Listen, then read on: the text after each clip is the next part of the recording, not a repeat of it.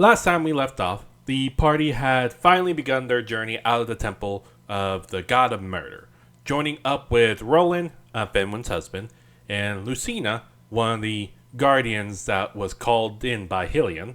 Lucina informed Maze about a prophecy that might be alluding to Maze, bringing about destruction to not just the world, but the timeline specifically. With all the serious talk bringing down the mood, the party camped outside and rested outside of the city. And with all the serious talks out of the way, the party unwind with some alcohol provided by Lucina and rested for the night. During which Maze was brought into Egress's realm, where they looked at two visions that they watched before, seemingly change from the first time that Maze saw them before, and also a brand new vision that was formed as well. Not really having a decisive conclusion on what they could possibly mean, only having hypotheses and theories about what they could be. Maze, along with the rest of the party, awoke the next morning where they found out, after exiting their tents, that Roland took Laurie's body back to the Feywild, according to Lucina, who watched him take her. Roland also gave Finwin a new belt in honor of their short reunion, and with the departure of Lucina, the party were contemplating on what to do next and who they can call on.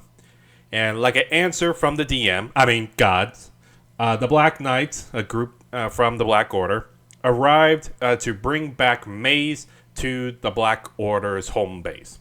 The party agreed to go with them, and everybody with a supposedly new teleportation spell was teleported back into the Black Order's base.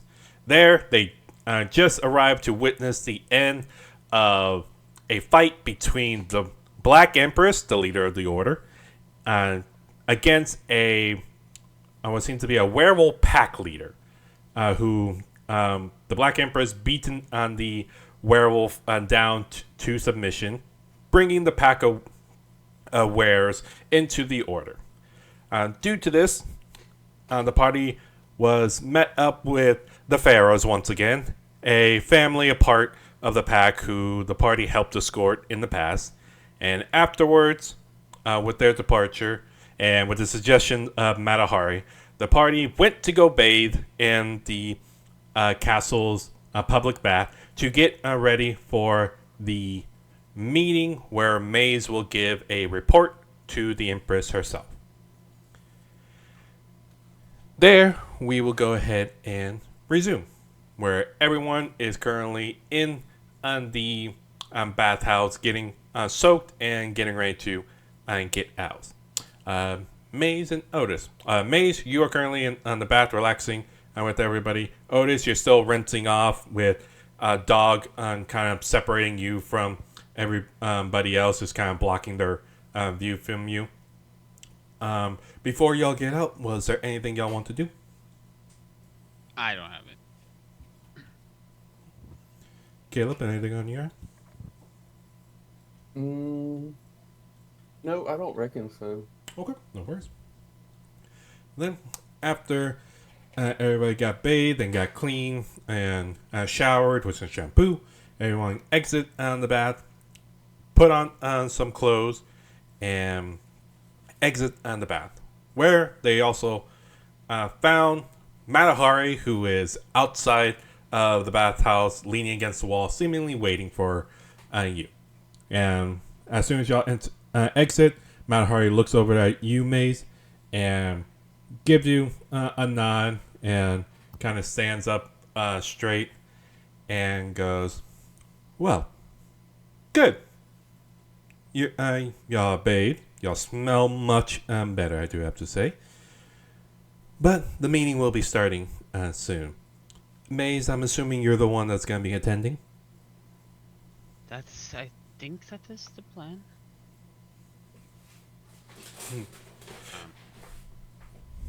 Yes, I believe so. Good. Good. And then the rest of you can wait outside the room along with the rest, because only one person can be in the room at a time. It's one of our rules. So please understand. Mm, I suppose I can make do with that. How long do these meetings usually take, do you reckon? Depends on the topics. These can either take about as quick as 5 minutes to the longest we've ever had was about an hour, but that was because we got in an argument. Hmm. Okay, well, I suppose if you need anything, Mace will be around. Let's hope we don't need anything. It's going to be crazy. And You have no idea, Maze. Now, come along. You see Matahari turns and begins walking and down the hallway. And I'm assuming the rest follow. Mm-hmm. Okay. Then, as the group follows after Matahari, and Matahari begins leading y'all down some twists and turns down hallways, seems to enter a room that seems to just be an empty square box, just nothing, no desk, no shelves or anything like that, except another door on the other side, and leads you to that door and enters there to go into another hallway.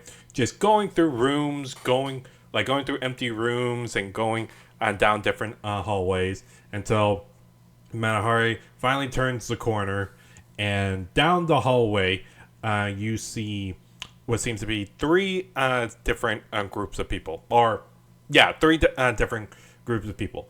You see a familiar black armored dwarf with bones woven in or braided into his beards, and seems to be having his arms crossed and standing up to the side.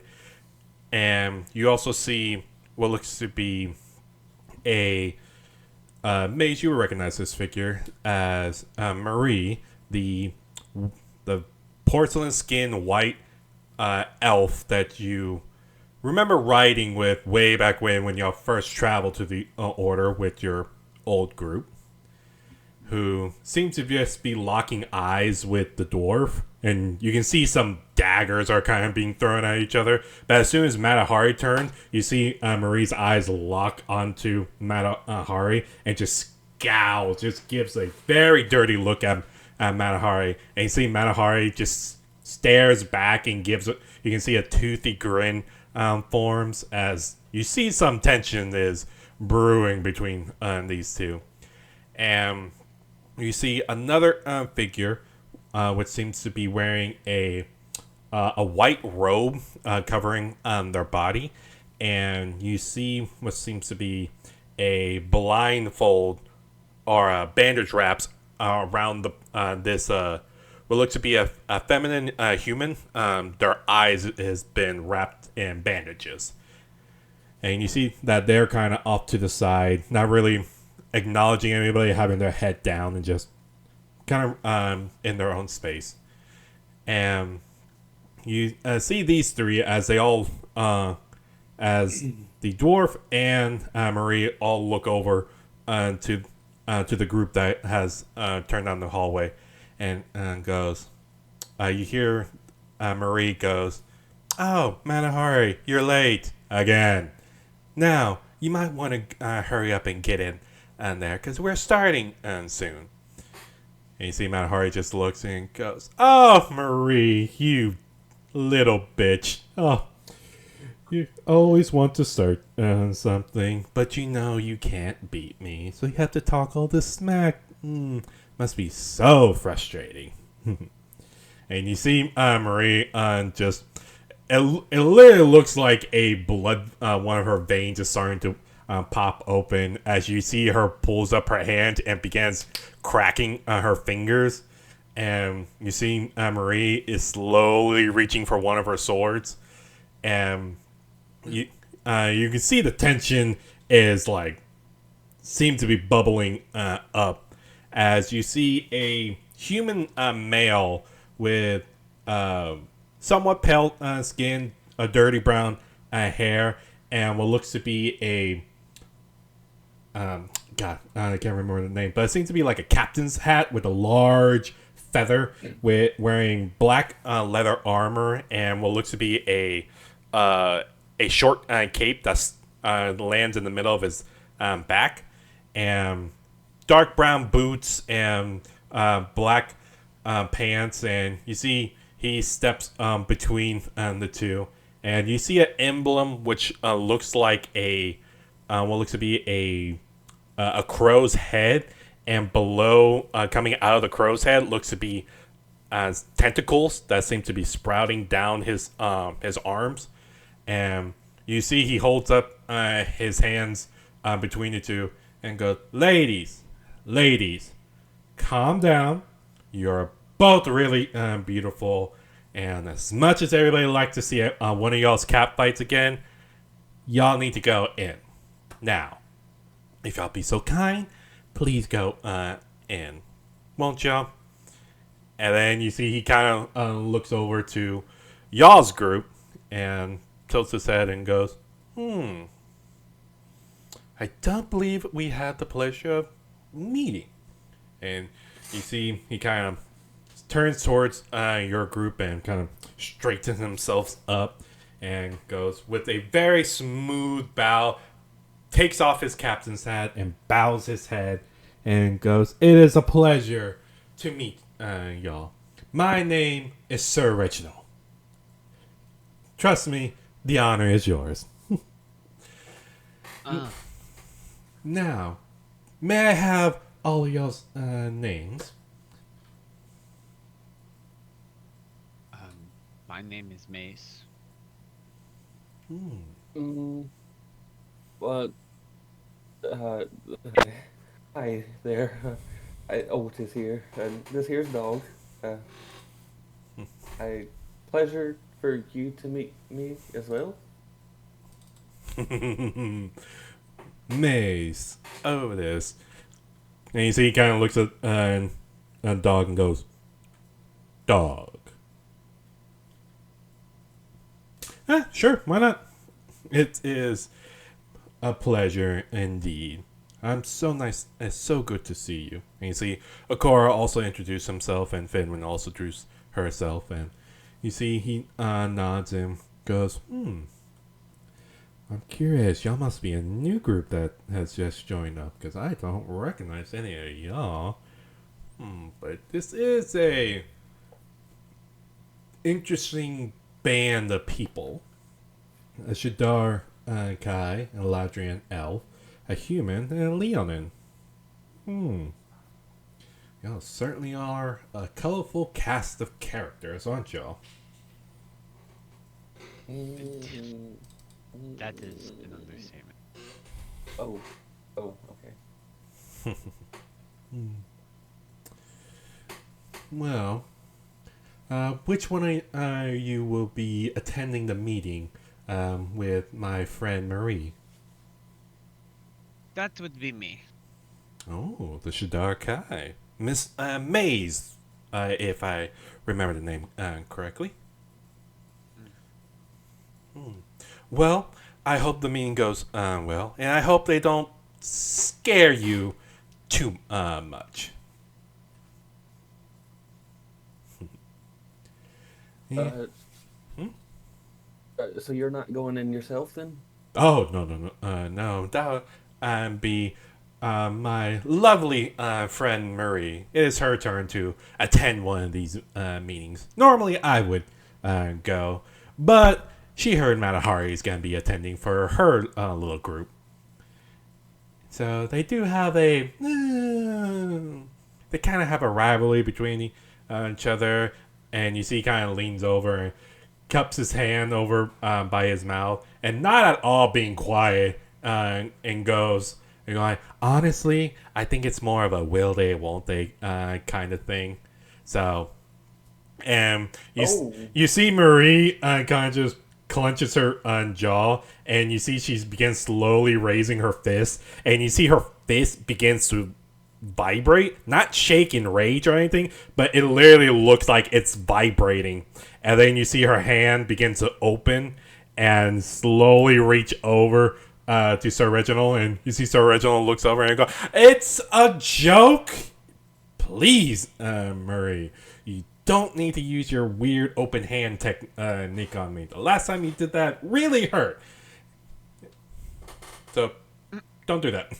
And you see Marie just, is just staring at Sir Reginald, and Marie just goes, "Then be a good little bard and shut the fuck up." And you see Sir Reginald goes, "Okay." And you see he kind of reaches behind him and seemingly out of nowhere pulls out what looks to be a notepad and kind of snaps his finger, and you see what looks to be a feather, like a feather, and goes, "Okay. Once again, note taking. Try to make Marie mad because it's funny." And see Sarah just goes, "Huh?" And then you see Marie just. Are you taking notes of extensive history there, or just little squabbles there? Oh, I take notes of anything and every thing. Mainly, I guess you can say lore per se, but it's what I've been trained to. Oh, well, if we've got the time and you're waiting out, then I'd love to exchange some stories with you then. I would be very much interested. I would be honored to exchange notes with. It's Otis, right? Aye, it is. It's a pleasure to meet you, Otis. And you see, he kind of steps closer to you, and it seems to be like in one step, he seemed to close the distance between both of you, and now standing about like 5 feet away from you, and go, "Trust me, Otis. I'm sure we'll get along just fine." Oh, I think so. I do enjoy a good story. Of course, me too. Stories are the best, especially Miss Fable, but also the cold hard truth, because there's always legends and truth. Well, no, I wish I would have thought about some of that sooner, but you're right, Sir Reginald Bin. Sir. Oh, you're adorable, Otis. I already like you. We're gonna be the best of friends. Oh, okay. And at this point, you see another person in black plated armor, or hat plated armor with a long cloak wrapped around their body and a hood, and what seems to be a katana on his back, along with a long bow, and what seems to be a face guard that's covering their mouths. And you see he steps up, and you hear him in a very in a very like low voice, and go, "Sir Reginald, knock it off. We're not here to socialize. We're here to make sure everyone understands the rules." You see Sir Reginald turns around and goes, "Aragon! Oh, my wonderful Fred. Why do you have to be so broody? It's kind of hot, but also kind of not. You're never going to get a girl with that kind of attitude." And you see Sir Reginald begins closing the distance to this new person, now named Aragon. And you see they begin bickering back and forth. And you see Marie just rubbing her hand against her forehead and just, "You two idiots, behave while I'm in there." And you see she locks eyes with Matahari, and then looks at you, Maze, and goes, "It's a pleasure to see you once again, Maze. I heard about what happened. I am sorry for your loss. I'll see y'all in there." And you see she turns and walks over to a wall, and then she reaches out like she's gonna grab a door knob, even though she's facing a wall. And as she grabs hold, it looks like she's grabbing hold of air. But then as she grabs hold, you see a shimmer of magic seems to shine once before a simple wooden door appears, and you see she opens it before entering the door and closing it behind her.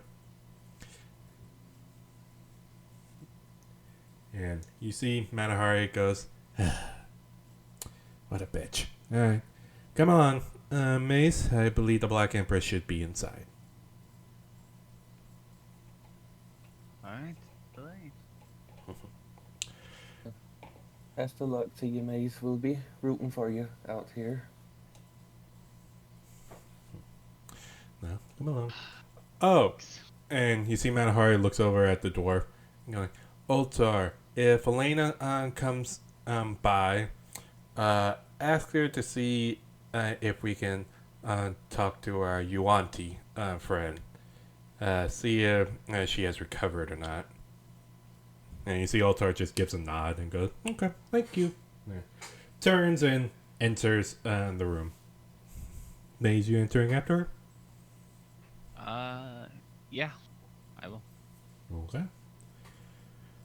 Then, as you enter after her, as soon as you enter the room, you see the room appears to be a giant room, like a very vast room, due to not seeing any of the walls or ceiling. Even as the door closes behind you, you turn around and you don't see the door. Like, it just seems to be a pitch black room, and the only thing that is visible is you see what looks to be a round table in the middle of the room with a lantern in the middle, or like on the table, providing light that's illuminating the dark brown wooden table with these chairs that are circling the table, and you see sitting on the far side, like sitting across on the opposite side of the table from you, you see the familiar black plated armor individual with dark brown skin, ruby colored eyes, long black hair, and two giant swords on either side of her that seems to be planted into the ground.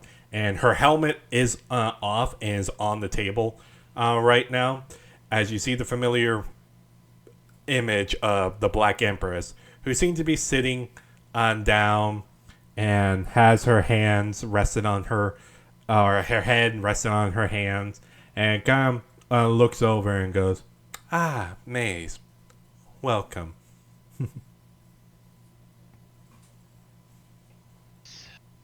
I wish I could say it was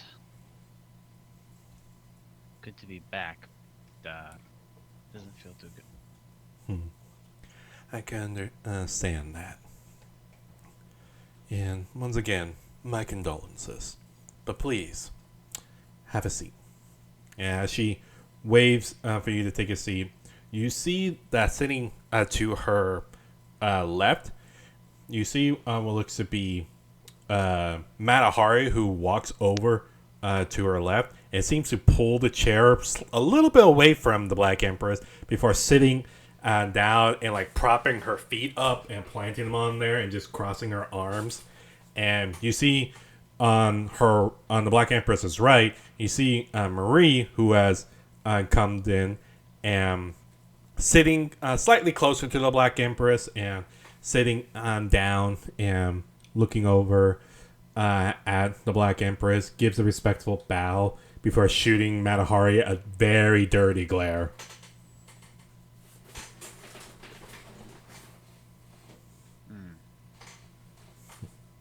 I'm minding my fucking business. Yeah. And you see, I'm assuming you're taking a seat as well? Yeah. Okay. Then, as you take a seat, you see there's a long moment of silence, like no one's talking.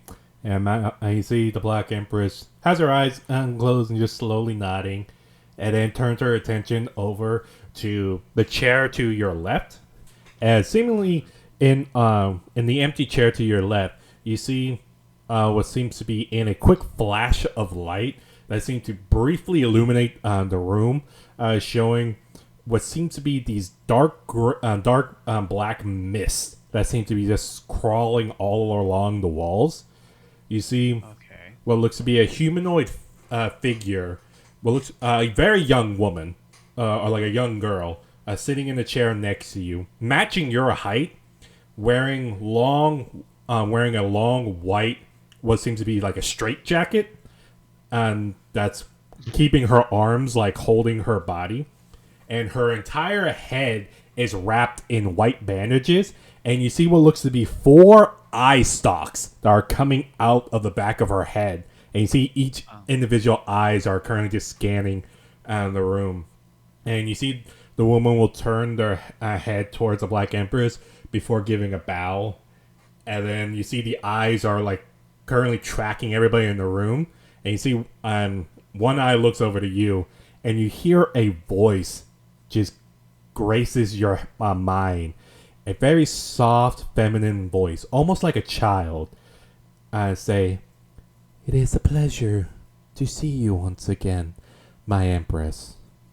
And you see the Black Empress looks over and goes, "Ah, XP01, you are here. It's good to see you again. How are you?" And then the voice once again enters your mind, and you hear the same familiar soft voice go, "Good, I am well." And you see one of the eye stalks just remain staring at you.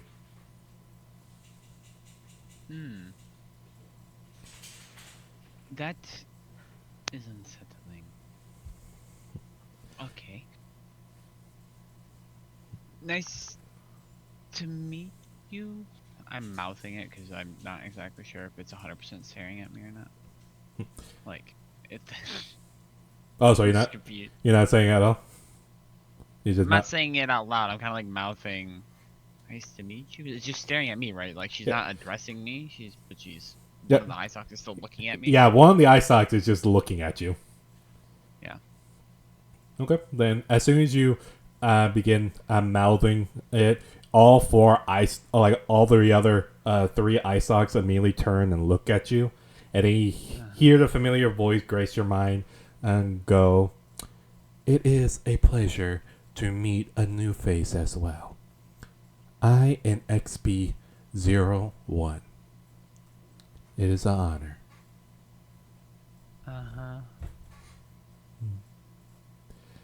Okay. That's a name. Good to meet you. And what is your name? And before you can say anything, you see the Black Empress kind of just knocks on the table and goes, now. Let's go ahead and begin the meeting. With the exception of the Thieves Guild leader and the Merchant Guild leader, everyone that should be here is here. Please go ahead and state your name and any relevant title. And you see she begins motioning for a table to go ahead. And you see Matahari kind of looks over at the Empress and goes, "Really? Minus Maze, who really shouldn't be here. Everyone here already knows." And you see Matahari just locks eyes with the Empress, who seems to just be resting her head and have only one eye cracked open, just staring at Matahari. And you see Matahari just and brings her feet back underneath the table and goes. You see she raises her hand very half-heartedly and goes, "My name is Matahari. I'm the representative chosen of the Black Knights to be here for this meeting. Blah, blah, blah." And you see the Black Empress nods her head while closing her eyes. And you see Marie, who was watching the entire exchange, just give a very big shit-eating smirk at Matahari and just simply goes, "My name is Marie, chosen representative of the murder of crows, or the Empress's crows." And you see she is giving a big smirk, locking eyes with Matahari, who seems to be glaring back. And you see the woman with bandages wrapped around her entire head and the 4 eye sockets coming out of the back of her head. You hear the voice graces your mind and goes, I am XB01.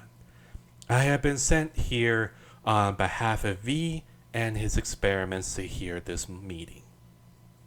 And then all the attention focus on you, Maze. Mm-hmm. Oh.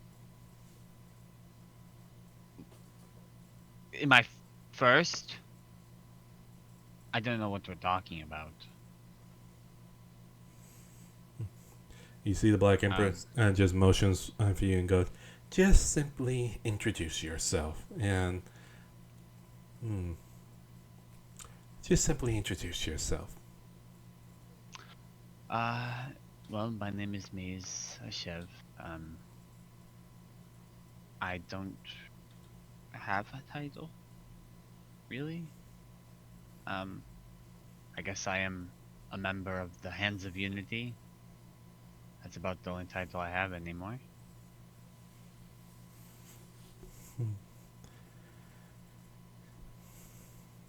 It is a pleasure.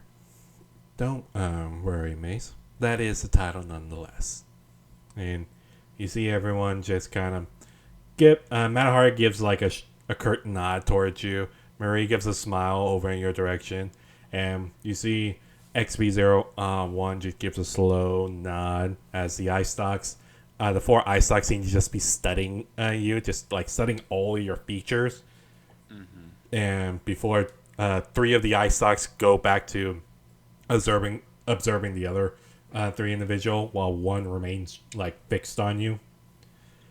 And then you see the Empress nods her head and goes, well, now that everybody has introduced themselves, we shall get started with... And you see XB raises her hand. And you see the Black Empress looks over and goes, yes. And you hear the familiar voice... Now the familiar voice graces your head again and go, my Empress, I understand the meeting is to report everything all of the groups have to say. But should Maze be present for this entire meeting? And you see the Black Empress just goes, oh? What makes you say that? And you see XB01 goes, if I may, the mark you have blessed her has been erased from her, and her entire party has been wiped. She is the only one left out of the original group that was sent out. Now, she has no ties with the Black Order. Should we really waste our time and reveal our secrets when there is a chance we are gonna wipe her memories anyway? And you see the Black Empress nods her head and goes, I understand your concern, but Maze has just returned and only just gotten a bath to clean up. I have my doubt she is in the right state of mind to give us an answer to her loyalty to the Order. But I'll still ask. And you see the entire table turns towards you, Maze, once again. And you hear the Black Empress go, Maze, what you're about to hear are possible secrets of the Order.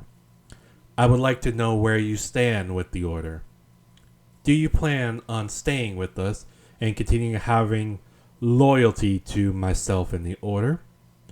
Or are you and the people you brought going to leave after this? Truth be told, I don't really know. I guess it kind of depends. And you'll want to know what I have to say, because that will likely change how you feel as well, I think.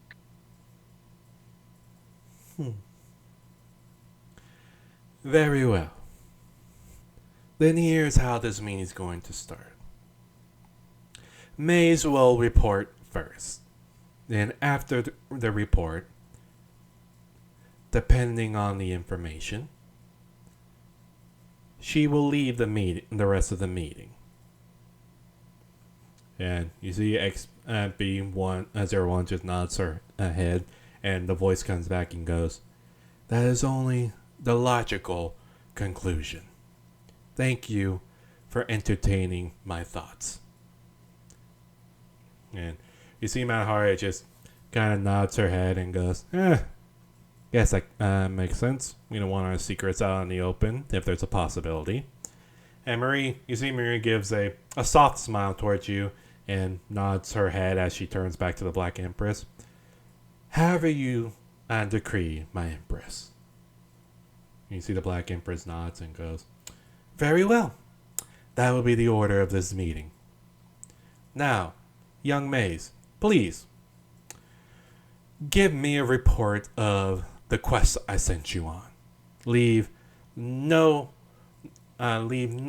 unsaid, and reveal anything that you might have acquired on your journey. Not just at the town, but on your way to the town. Please, by all means." Well, I will. I guess for the sake of brevity, I'll fill in most of what happened, leaving out anything regarding my what I've been seeing.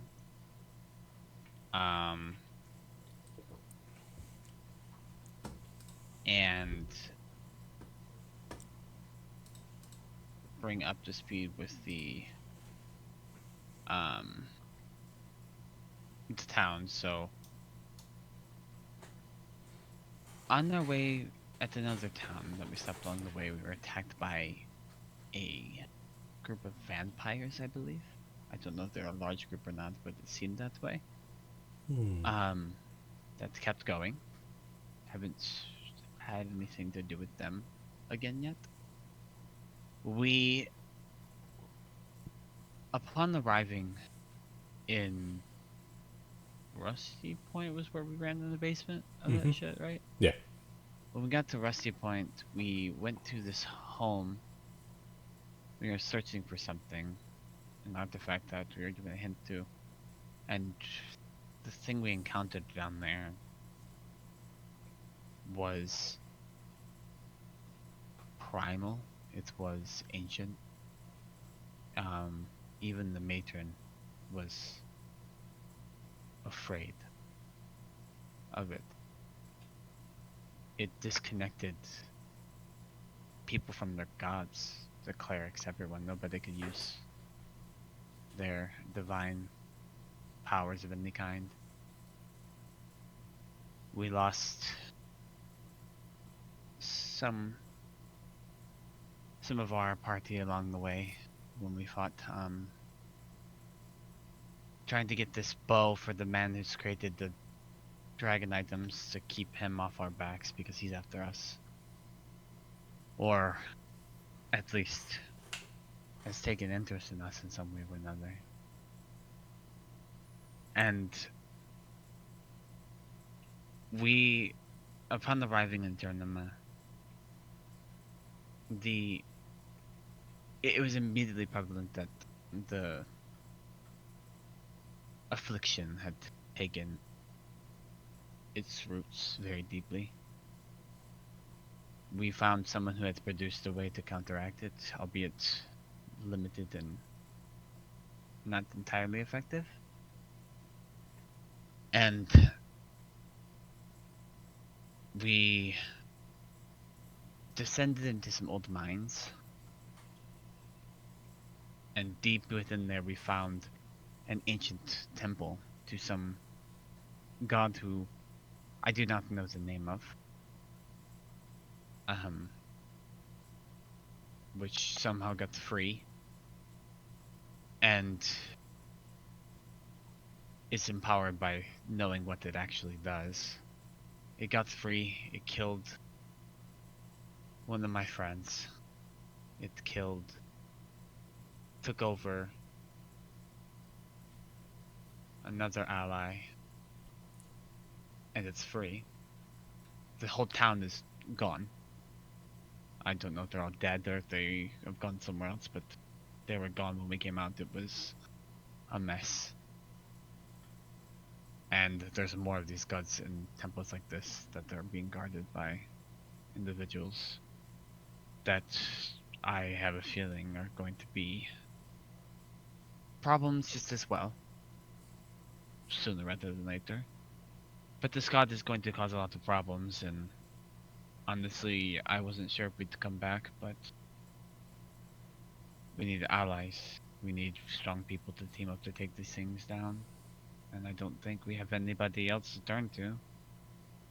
And I think it'd be in the best interest if, and forgive me if I seem disillusioned with the prospect of hope these days, but I think if what your goals are said to be are truly what they are, then you wouldn't want to let this run rampant either.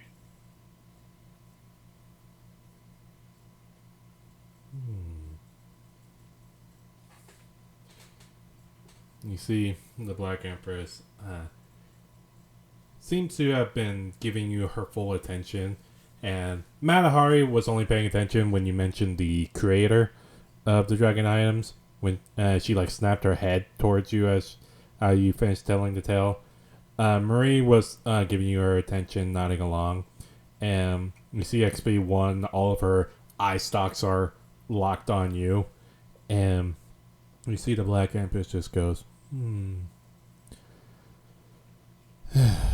vampires have attacked the town.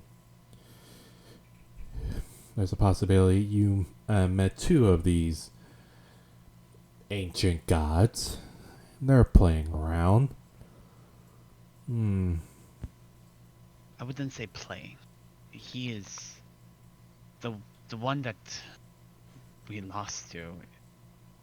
I don't think I've seen anything more dangerous in my life. The other thing was scary, but his show of power was incredible. They do prove to be a very problematic to my goals. That much is true. Do you three have anything to add? And you see she looks over at the other three that are at the table, and you see Matahari kind of leans forward and goes, yes, the gods, these ancient gods, possibly returning, one confirmed to be returned, is an issue. But another issue is the creator.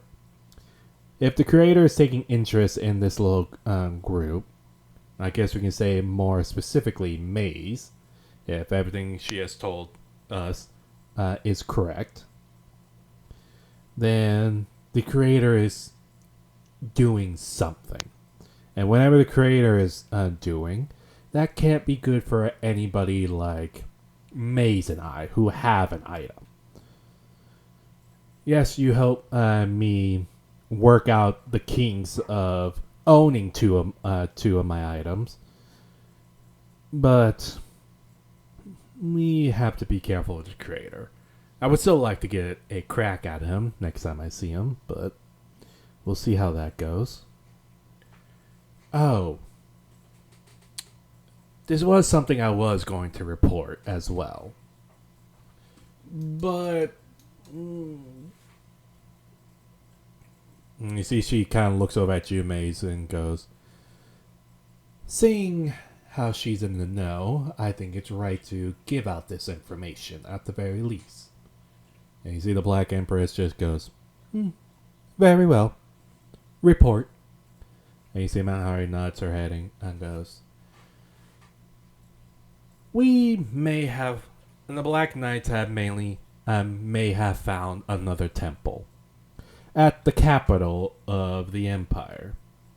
When we were investigating that area, we also stumbled upon a temple that was quite hidden in the archives of the castle. Now, when we first entered it, we thought it was just another tomb, but we quickly found temple walls, carvings, and everything. Although we didn't go further in because we didn't know what was to be expected. And plus, the Black Knights are making sure that we have permission to explore any creepy temple from our emperor. I'm sure you would know. And we don't know what this temple has. We don't know what could possibly be inside. But we have put guards there to keep an eye on it. And in terms of guardians, as Maze puts it, we haven't seen anybody in particular. But I'm sure if we are going to poke our nose around it, I'm sure we'll see them eventually. But if that's the case, Empress, I don't report to you directly, but I would like to hear your opinion. What would you have us do with these so-called guardians? Yeah, you see the Empress just kind of rubs her chin while looking down and goes, the smartest thing would to see if they can possibly be allies to us. They would know more. But I don't know. Maze, did you find anything else at this temple?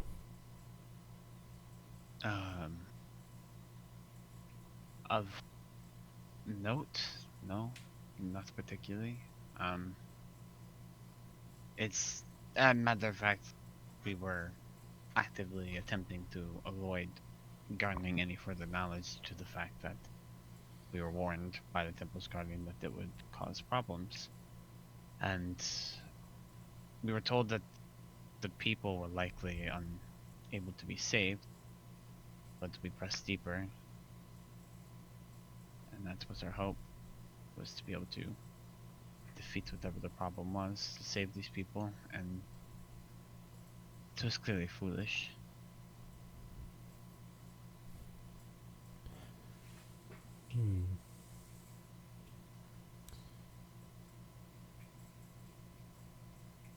You see Malahari just nods and goes, yes, it was incredibly foolish. You're way in over your head.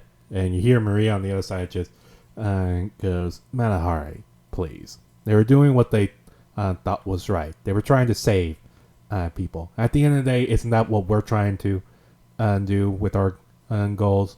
And you see Malahari just goes, I understand that saving people and all that to make yourself feel good at that moment. But she should have just reported back to us, and then we could have sent more capable people, so her the rest of her party didn't have to die.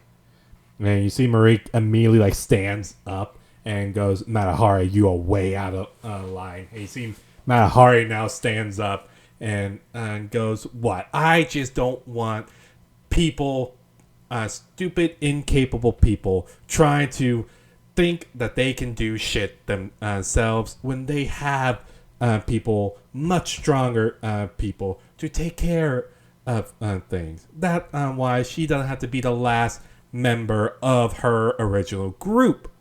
And then you see Matahari and Marie are just kind of staring each other down, spatting back and forth. And you see XP1, who seems to just be watching this entire thing with her 4 eye stalks. You see 2 of them are resting on you, just studying on what you're going to do. Her hand is digging into the table pretty bad. Probably the gauntlet hand. It might even be manifesting, digging into the table. And she's falling for this goad pretty hard. She kind of clenches her teeth and says, maybe, just maybe, we wouldn't have been down there because last I checked... Jesus Christ. Jesus! Sorry. Scared the shit out of me. I'm so sorry. I was so distracted with a game. My friend. Scared me so fucking bad.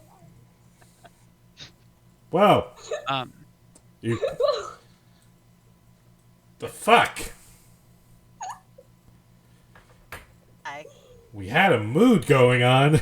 No, you know how to make an entrance. Jesus.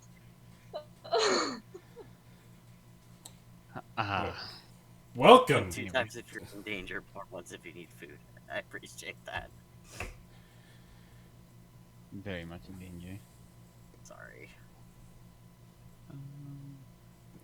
Welcome, Seth. I guess.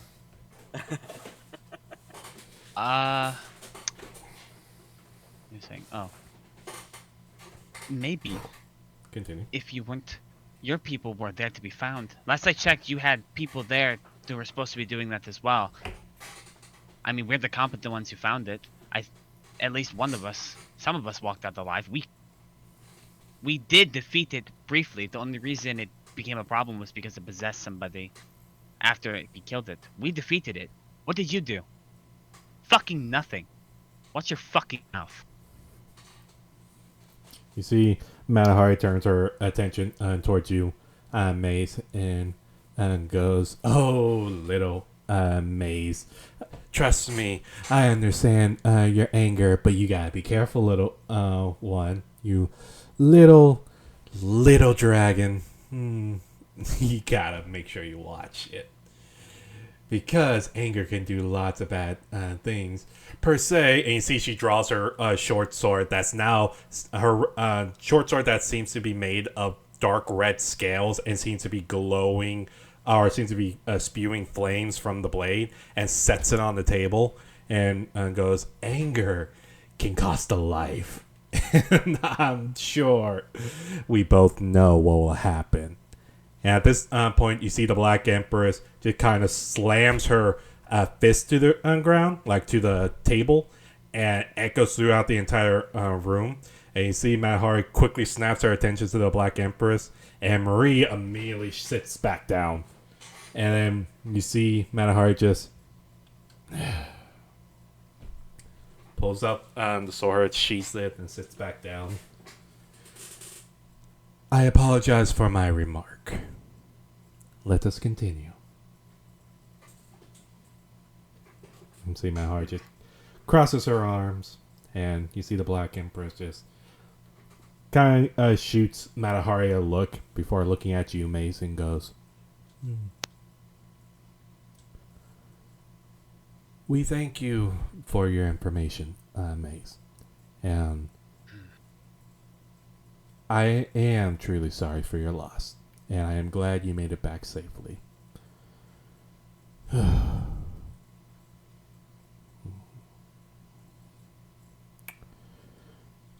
Do you have any idea or any clues on where this so-called ancient god could possibly have fled to? Our best guess at the moment is the Feywilds, given that is where the individual he possessed is an archfey. An archfey? Right? He is. Remembering that right? Yeah. Yeah. His name is Hillian. Hillian. And you see the Black Empress just kind of leans forward. His name was Hillian, you say? Correct.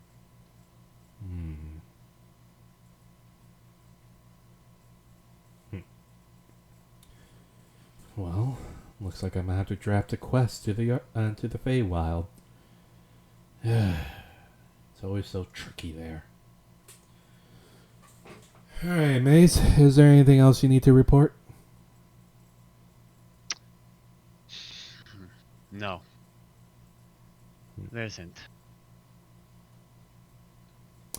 Very well.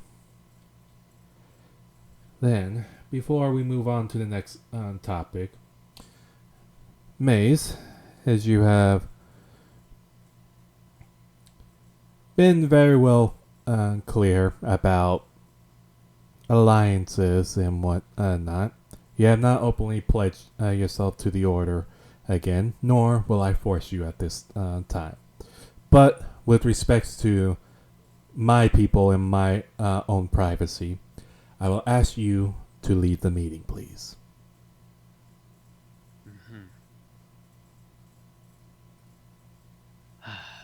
Okay.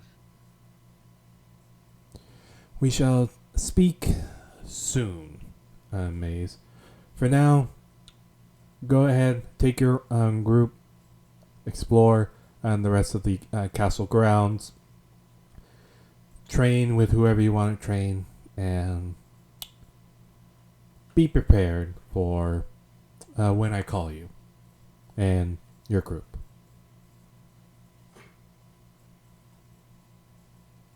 Okay. Thank you for your time, Mace.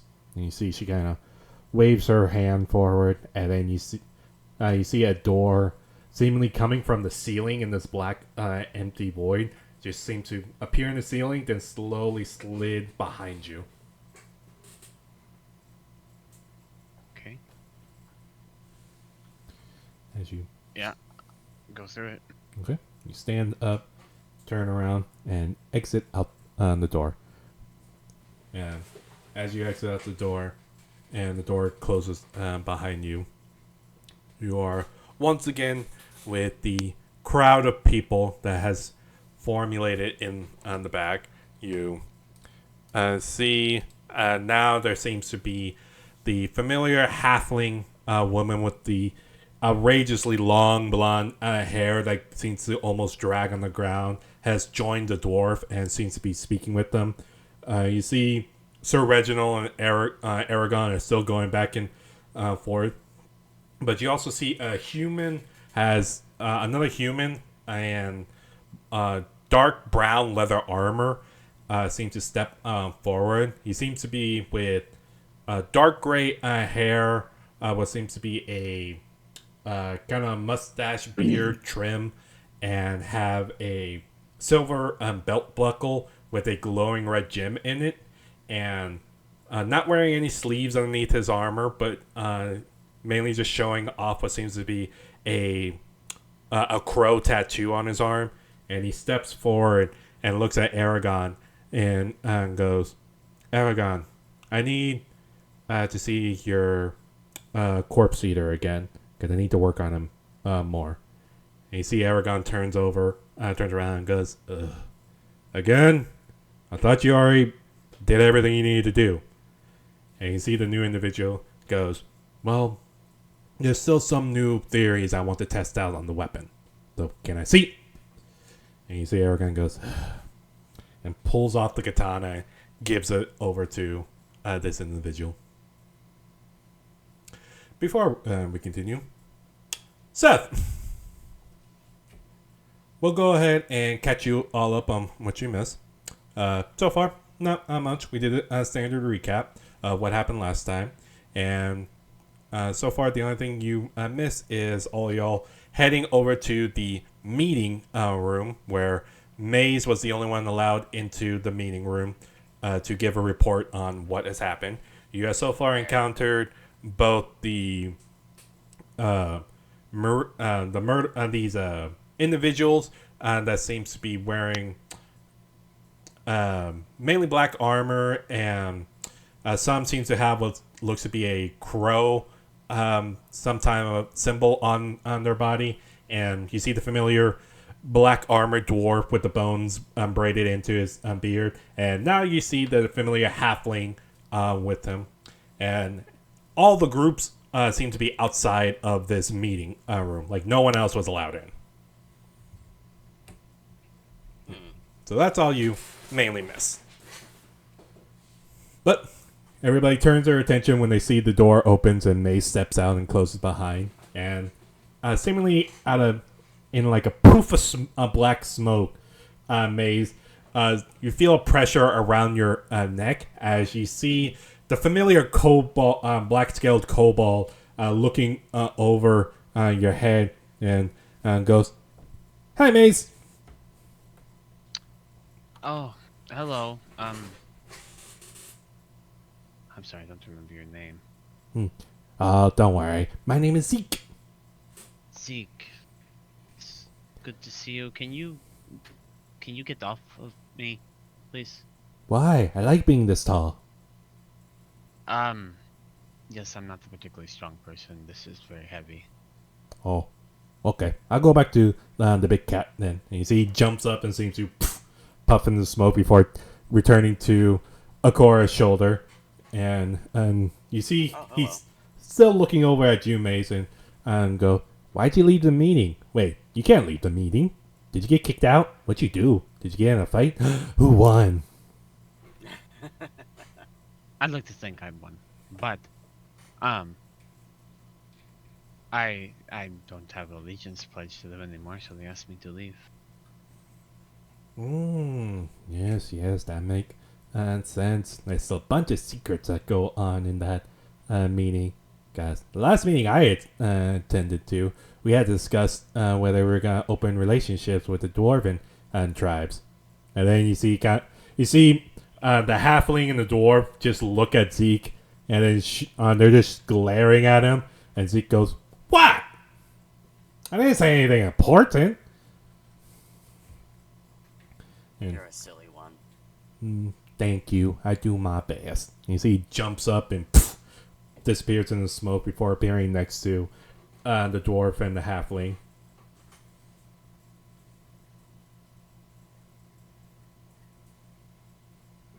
I would like to say this whole time Otis has been recounting stories that he has written to Sir Reginald. Whether or not he's listening to them or not, he's still reading like stories that he's written.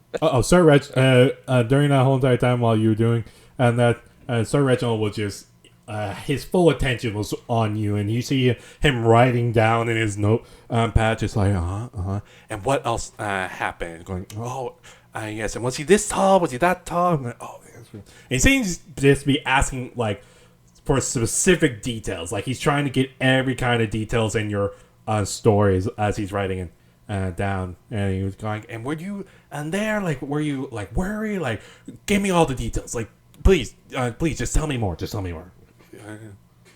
And I'm happily obliging. With every detail because, I've had time to write lots of stories. So, yeah.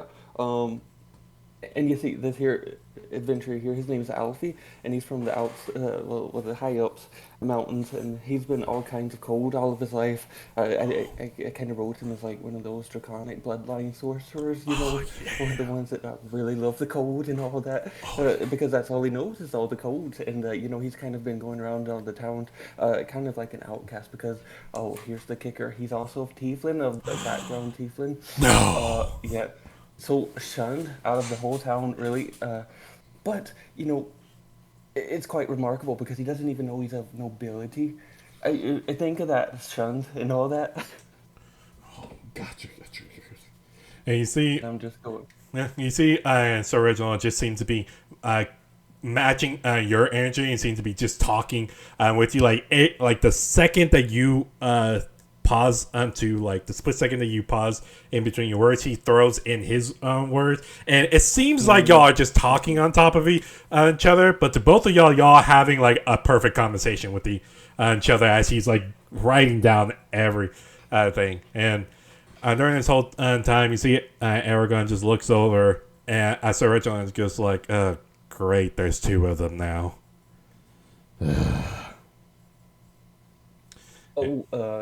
Sorry, Sir Aragon, is that your name? Did you want to be part of the... Do you have any stories yourself? No, thank you. And you see, just walks away. Okay. Next time then. You see Sir Reginald just going, oh, don't mind him. He basically lives and likes to be a broody edgelord and everything. Don't worry about him. Trust me, all the stories he ever knows, he has already told me. Ooh, in fact, he told me a story about how he used to be a prince at a kingdom that's no longer exists. I don't know exactly how that works, but he was banished by his father, the king, because of some reason. I think it's something to do with his sister, which actually turns out to be his uncle's daughter. So I don't know how that exactly works to be his sister. But let me just... And he begins like flipping through pages and pages and pages and pages and pages. Not this one. This one. And he begins to just give you a whole entire story of a prince that got banished from a kingdom that no longer exists for some reason, and how he was kicked out and learned to fend for himself in the streets, and growing in his expertise and swearing revenge on his father to once again claim his place.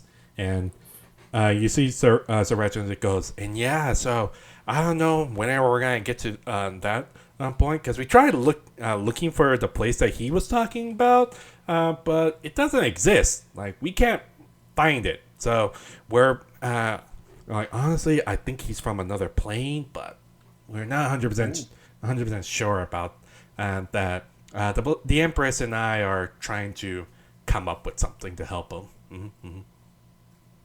Oh, and then maybe I noticed Maze at this time. I'm like, oh, hold that thought, Sir Reginald. I do appreciate it. And I'm gonna give him like a very quick, like very awkward hug for all the stories. I'll be right back, I promise. Well, it's one. Over to me. Yeah, it's one of those. He tries to reach out for your hand. He sees the hug and goes, yeah. Maze, you're back and you survived. How'd it go? Well, I think, well, aside from, I mean, I told Madahari to fuck off and shut her mouth, but that's fine. Oh. That can't possibly come back to be a problem later. Well, no, I mean, you know, just from a few observations around here, it just really seems like no one really likes each other too much. So she probably gets it quite often. That is a fair observation, actually. They told me they uncovered another temple in the capital, in the capital archives.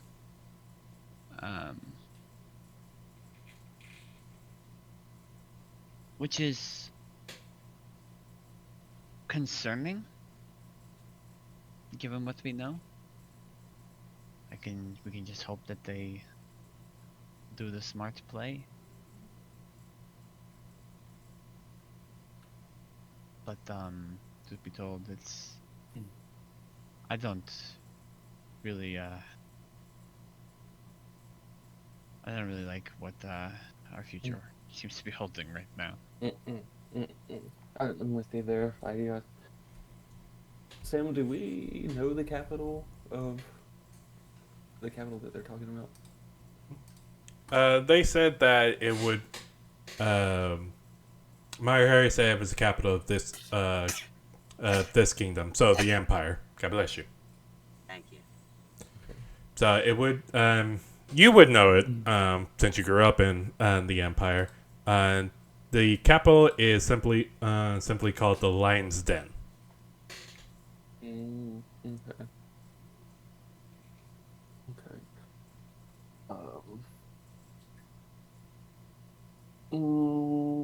Yep, I've already accidentally unleashed one god, and I don't want to do it again. Thank you very much.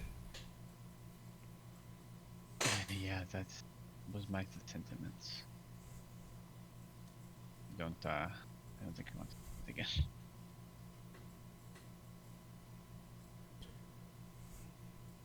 You see Sir Reginald kind of just slides in and going, "Did I hear something about releasing a god?" You might have. Do you have good hearing? No, well, you know, I tend to, yes. Oh, well, I can't really tell you much about it because it's actually quite top secret, and bad things will happen, Sir Reginald.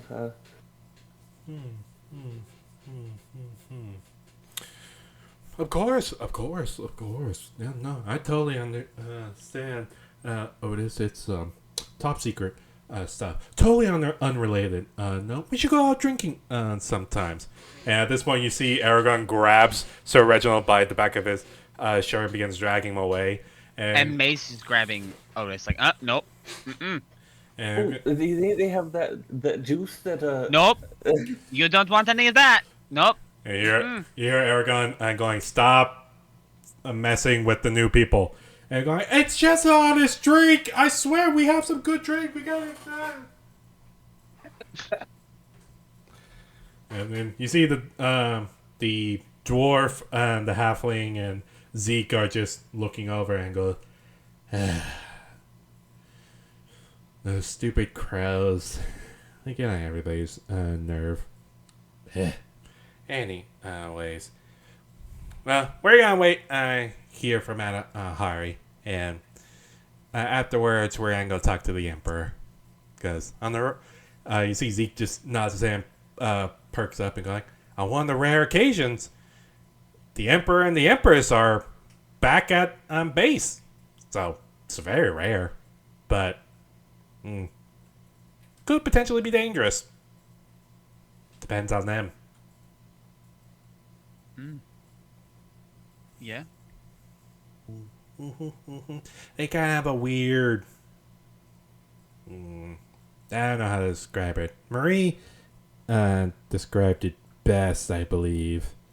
I believe it said, some days they hate each other's guts. Some days they can't stand each other. Some days they are like siblings. Some days they're like husband and wife. Some day, I don't know. It's weird. They have a weird dynamic with each other. But the last time they were at base together, they blew a hole in the castle wall that took us a couple days to repair. Oh, okay. Oh. Well, that actually doesn't sound like too much of a sizable difference, depending on how powerful they all are compared to, what all everyone is going on about. So, I mean, I was expecting much more. No, the hole also took out about 100 miles of trees. Oh, Yeah, it kind of shattered our illusion for a second, so we had to quickly work on getting a new one. That's why we try to keep. They try to keep themselves away from each other as much as possible before we're ready to reveal ourselves. oh, okay. So the details like that are pretty, yeah. Okay, well, um, well, are we meant to be on our own, or are we meant to be leaving now? You see, Zeke kind of just shrugs and like, "I don't know. No, I don't care. I'm just waiting for the Emperor to tell me what to do."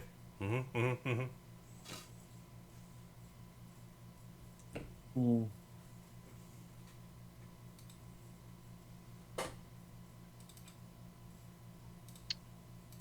Okay.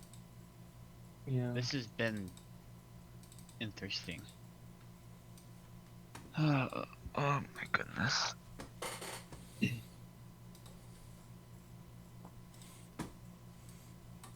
If I y'all need. if y'all want my opinion, go do what y'all want to do. If the Empress hasn't banished y'all or anything like that, trust us. We would all know. Do you have any shops here? Oh, sure. We got plenty of shops in the village. I am specifically looking for a gym of some sort. Doesn't have to be too large or anything. I'm just trying to get back an old friend. I'm sure you can find something at the village. Oh, wonderful. Thank you for the information.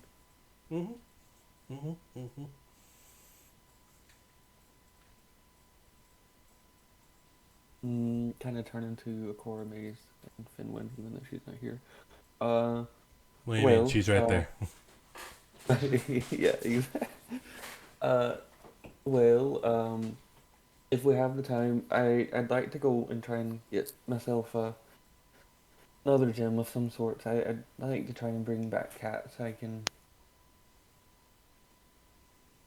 If the rest of you are okay with that. Absolutely. I don't see why we wouldn't. Yeah, it seems like it'd be a good idea to have as much Cat help is as we can quite get. a beneficial ally.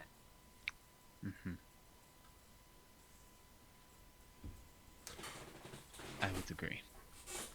I think it's safe to say it's worthwhile. Look.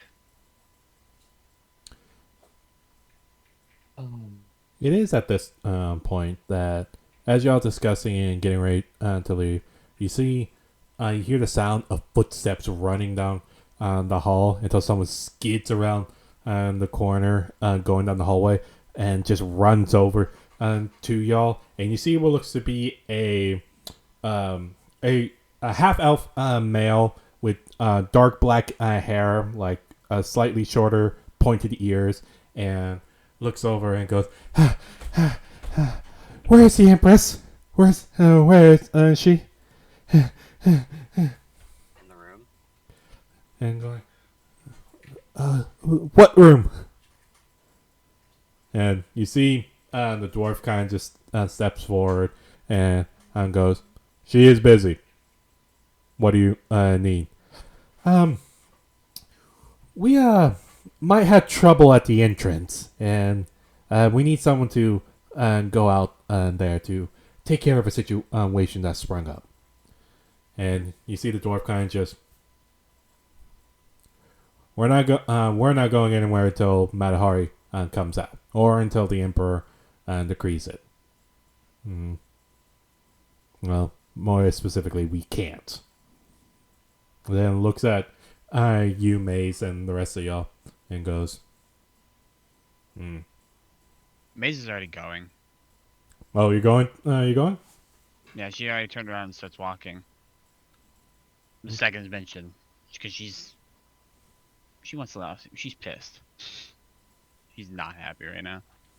And as you're storming off, you see the dwarf kind of just looks after Maze and looks at the rest of y'all and goes, "Before y'all take off after," and you see the dwarf looks over at the half elf and goes, "Just to be clear, by entrance, do you mean outside the castle wall, or?" And you see the half elf go, "Oh no, not that entrance. Over by the barrier. The entrance that leads into is by the woods." And you see the dwarf goes, "Oh."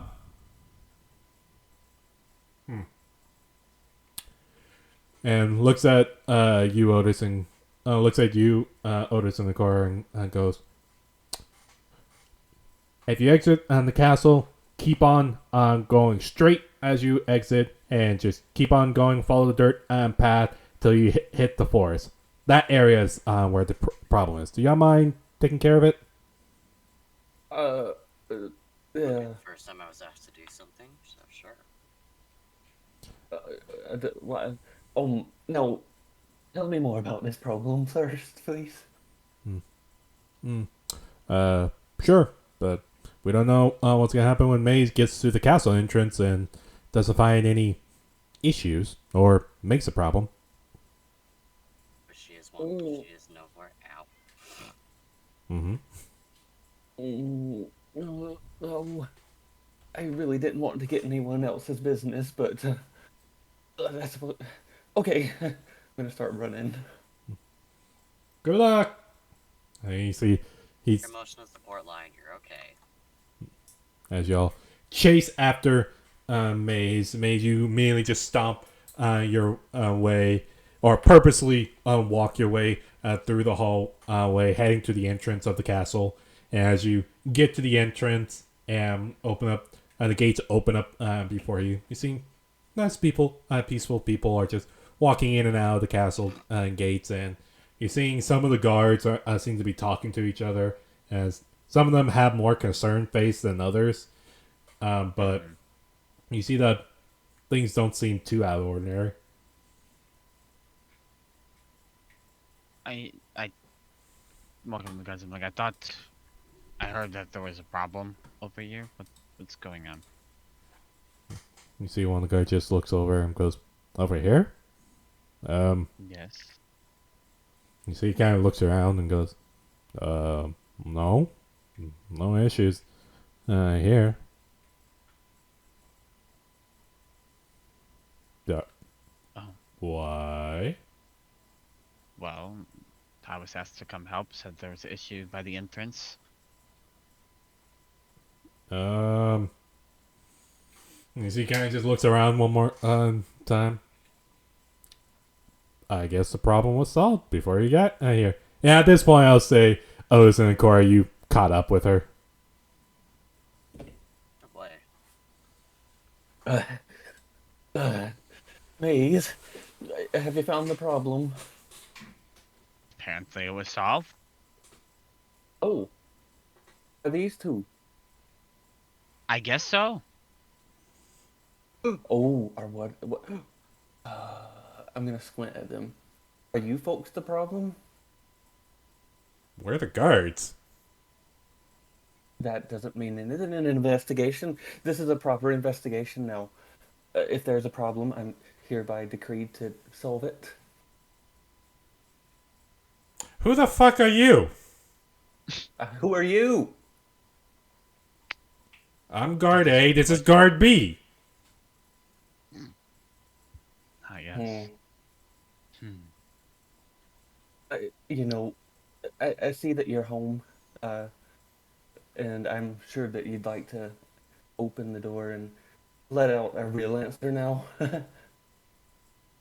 You see, he kind of looks over the side and holds up his hand and just motions with his finger. And you see now more guards are coming around and going, "Is there a problem?"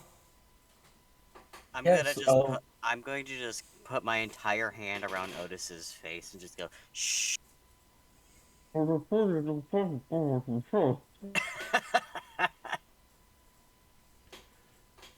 not here to cause more problems. Mm-hmm. Hi, baby. Hi. We're back. Yes, hello, Sam. I hear the guards just go, huh. Right. Well, if you don't mind, be on y'all's way. We're still here guarding this we have business to guard this castle. So, unless y'all are going to be a problem. Well, we were sent here by someone directly associated with the Black Knight himself. What was his name again? I actually am forgetting. Are you talking about It was, the dwarf? it was the guy that asked us, yeah, the one that came running over, and the dwarf. I forgot his name. Half elf, you didn't catch his name. And the dwarf would be Oltar. Oltar. And he's the one that asked if we help, right? Yeah, he was on to ask to help. Which I will remind Gilip, for some reason, he popped over to the private channel. For some reason. I was trying to get to my notes. Which I'll just clear up. I'll just state what I said because there was clearly some miscommunication. Oltar clarified that the entrance that the half elf was talking about was not at the castle entrance, but at the entrance of the barrier over by the forest entrance. Mm-hmm.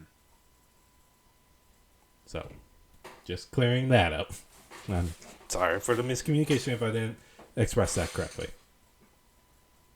Well, Maze walked away. Maze didn't know. Yeah, Maze didn't have a clue.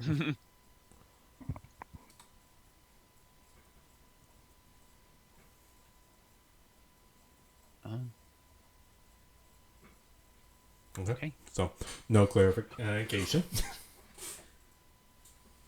Oh, I'm still Yeah. being held, I think, by a giant lion, so... We'll say since Agora is a little busy, right? Alright, since that's a little busy, we'll say that you can move the hand out of your face. Oh. Yeah, I tried to do something there where I tried to mislead them and think that maybe they were the problem after all. It's quite rude to ask someone to take care of a chore. It's not even your house, right? Or was I just raised incorrectly? We are adventurers, so we're assumed to do random miscellaneous tasks Yeah, it's that kind they of don't our, want to do. It's kind of our thing. yeah, it's like that's the whole job. Oh, We get paid. That's all that matters Huh. usually. Yeah, well, Oh. usually. Is payment involved? Oh, I'm gonna like make a note of that. You're too innocent for this world. uh, well, yeah, the real exit's over here, or the entrance is over here. Um, I do hope it's not hard. Well, with our luck, we should know better than to expect it not to be.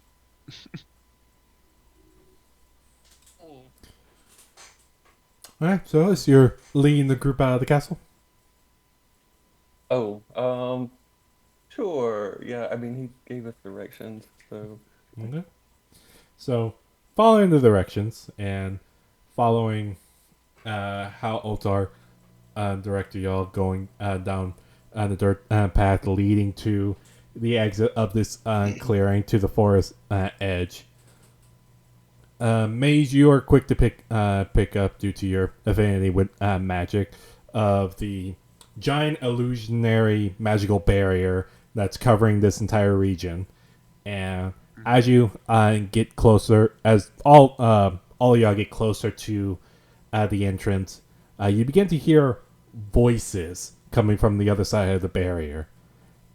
And some of these voices seem very distant, and some of these voices seem very, very muffled. But the voices you hear are, get back here! That fucking bitch stole my money! Get over here! And lots of running, and the voice seems to echo through your head, or echo through the barrier and filling y'all's ear.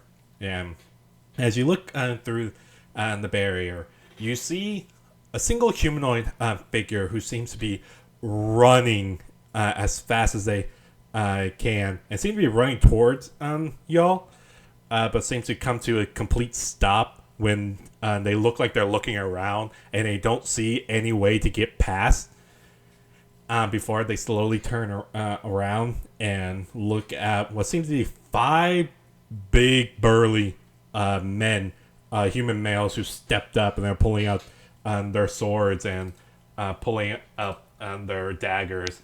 And you hear one of them go, "Now I'm gonna tell this one more time. Give me back my fucking money, you fucking cheat!" And as you look, he seems to be pointing the scimitar over at the individual who you first saw, which... Mel, would you like to describe this character? Yeah. Alright, okay, I got Yay! 1 second. There's the drawing. Okay, it's kind of shitty, but don't worry Oh, about she's cute. it. So you see like a pale, like lavender purple skin tiefling woman, long black hair. Really short. She's like 4'10" probably. Just kind of obnoxious, like very flashy, very like kind of out there clothing. Yeah, that's her. I like her. So, Mel, as you're going back a little bit, as from your perspective, as you're running your ass off, just running as far fast as you can from these fine gentlemen, which you have no idea why they're so angry with. They seem to be chasing you for whatever reason. You're just running down this dirt path, and as you're running forward, you thought you could lose these guys through the forest. Sadly, doesn't appear to be so. And as you get closer, you see that the road suddenly cuts off, and you see that in front of you seems to be what looks to be a barrier of trees and foliage that seems to be blocking your path. As you find yourself cornered, we'll go ahead and activate this map. Echoes, keep me informed. Let me know if you see this map, because I remember last time you couldn't see this.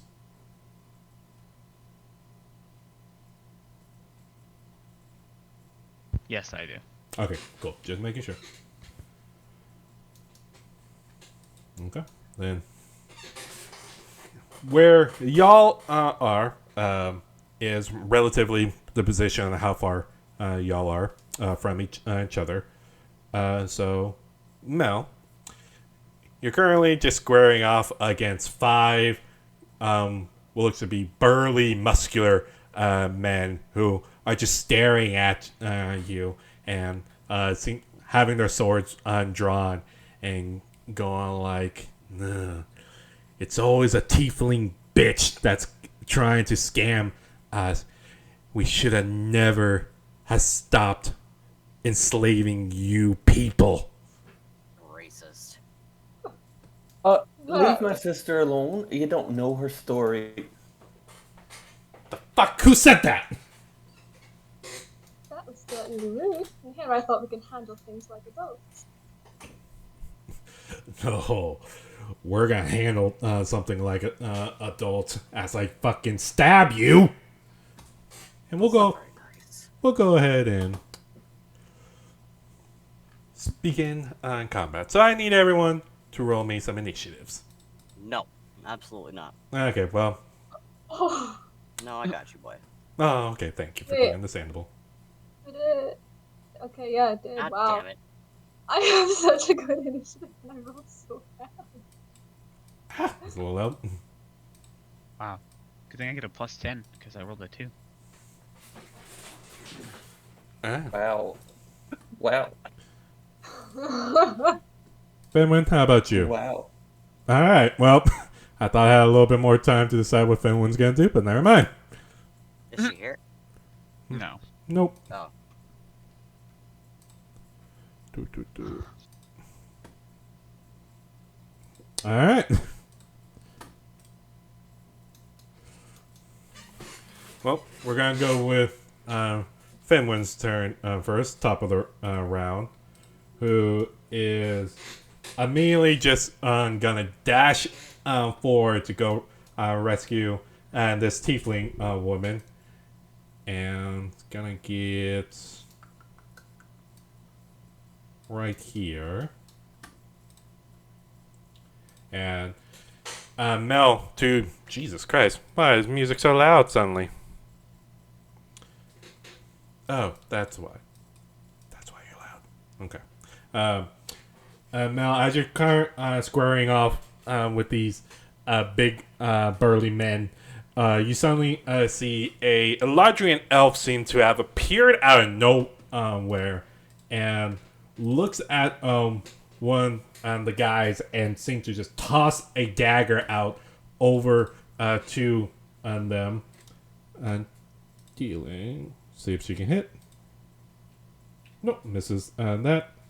And it's going to try it one more time. Oh, misses again.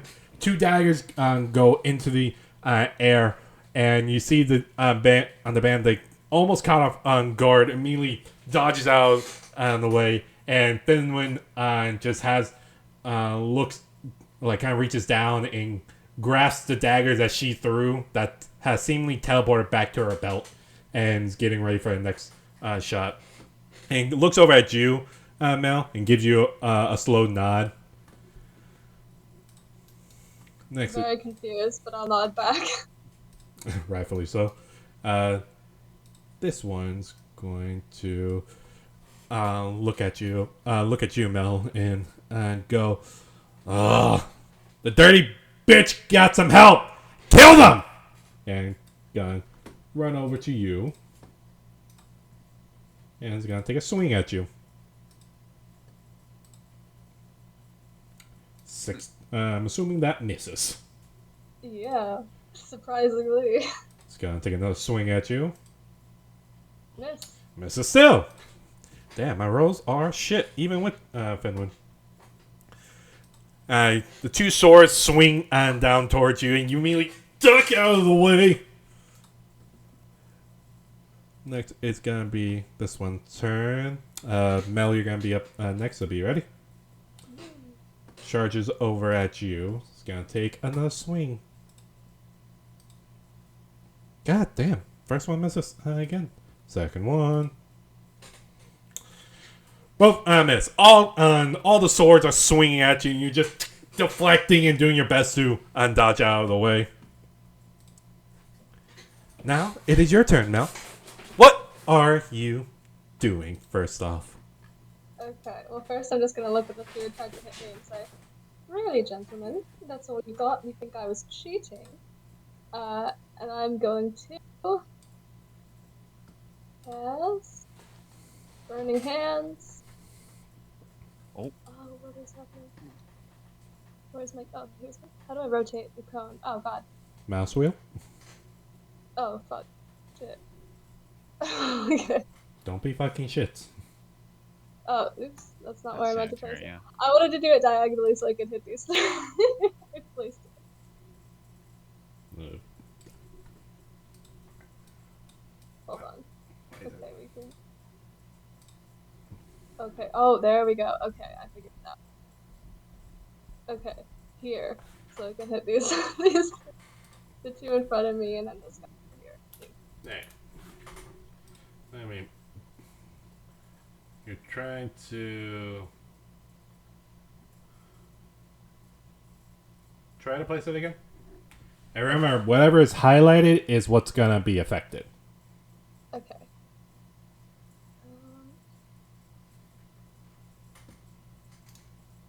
Okay. Then this one, see if she succeeds. Fails. This one succeeds. This one succeeds. Okay, but they still take half damage. So what's the damage? 10.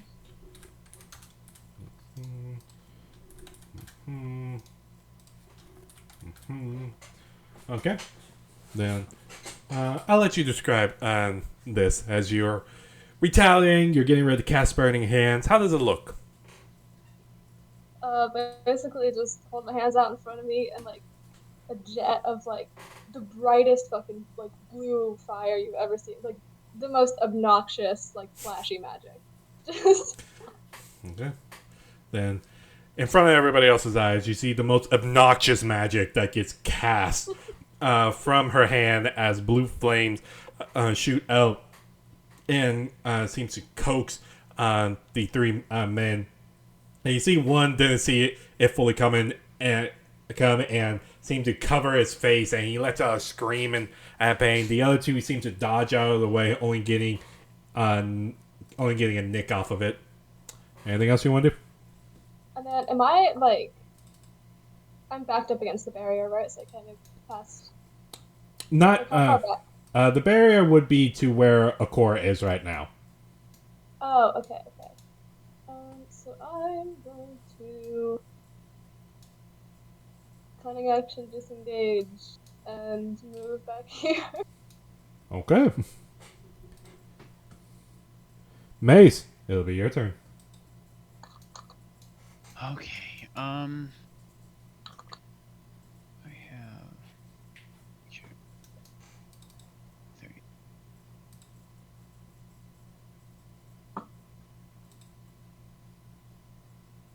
Okay. Mm-hmm. Run up, be like, okay, nice to meet you. What the fuck did you do to piss so many people off? And then I will. I didn't do anything.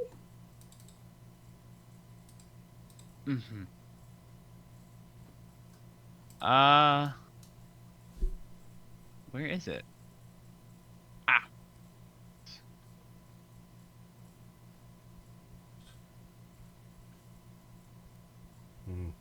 Very poor position for these guys. Yeah, right. I'm going to use 6 charges. Well, it should be filled. Oh no, it didn't put my charges back on there. Let me do that long rest. But I'm gonna use 6 of the charges for the fireball in the ring, so it should have 4 left. Okay. But it says no. It didn't recharge them. Okay. Whoa. There it goes. Let's see. First. Fail. Next. Failed. Next. Fails. Next. Failed. Next. Only one that succeeds. Alright, what's the damage? Alright, let's find out. Jesus Christ. Alright. Then Maze, as I'm doing this, go ahead and describe to this tiefling woman what she sees as you run up next to her. As you cast a spell. So, she runs up next and she nods her head and goes, "Hello, what the fuck did you do?" And then she holds up her hand and the ring forms a gauntlet and just forms a fireball and throws it over. Like flicks it, and it flies up above the head and then just shoots right back down to the ground, explodes. Right around them. And now, before your eyes, you see a fireball gets cast out from this weird-looking elf that shoots the fireball over to this crowd of men, and they all get coaxed in flames. And you see all the men scream out in pain as they're trying to dab the fire away. Anything else you want to do, Mace? I don't think I can do anything else. No, that's it. Okay. Next will be this one's turn, who is mainly gonna charge forward, and it's actually gonna go for you, Mace, since you're the one that threw the fireball, Oh boy. and it's gonna try to take a swing at you. First one, miss. Second swing, fucking finally. Yeah, except I'm gonna shield. All right. Okay, you. As soon as I find it. There it is. Here's my These action. are cast maybe shield. the worst rolls I've ever seen. So my AC is now 17 until end of turn. Okay, Until my next turn. I got you. Duly noted. Okay, then that's gonna be the end of his turn. Next is gonna be this one's turn, who is gonna charge over at you, Mel, and gonna take some swings at you. First swing. Misses. Second swing. God fucking damn it. Alright. Not meant to be, I guess. As two men rushes up to both of y'all, just taking swings at y'all. Y'all both dodge out of the way. Mel, you manage to nimbly dodge out both slash. Maze, you dodge out the first one, but you see a second swing coming close, and you cast shield to deflect. Otis, it is your turn. Okay, could I please get Dog on the battlefield as well? Always forget about Doc. Boop. Yeah, that's okay. Orc. Roar, maybe? Anyway, yeah, I'm gonna run up and just kind of say, we're always having to bail you out of something, right, sis? When are you just gonna, listen to what we say? And I'm gonna cast Warding Bond on her. Oh, what does that do?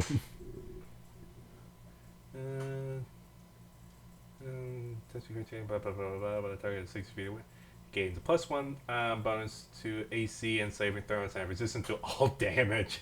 Oh goddamn. Anytime it takes damage, you take the same amount of damage. Alright, duly noted.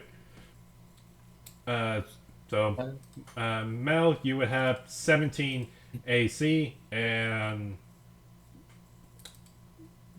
what you call it? I'm blanking right now. 17 AC and +1 to your saving throws and resistance to all damage. God bless you. Ow. God bless you. Bless you. Thank you.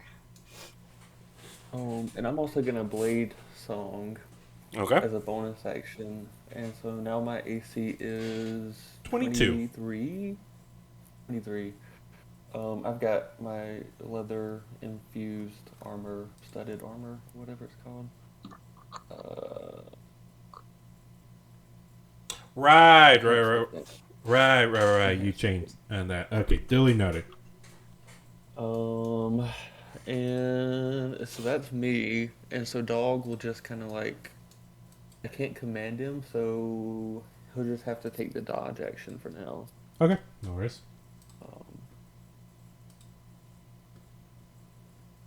Anything else? Yep, that's it for me. Okay. That's gonna be this one's turn. Who's immediately gonna rush over to Fenwin and is gonna take some swings at her. First swing. That one does hit. Damage. 4 points of slashing damage. Second swing. Misses. That's gonna be it for their turn. Akora! It is your turn. Okay.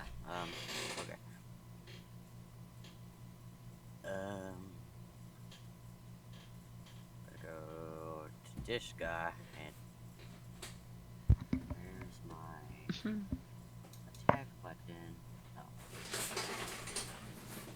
Sorry, I'm trying to not have to use the freaking sheet, but I guess I have to.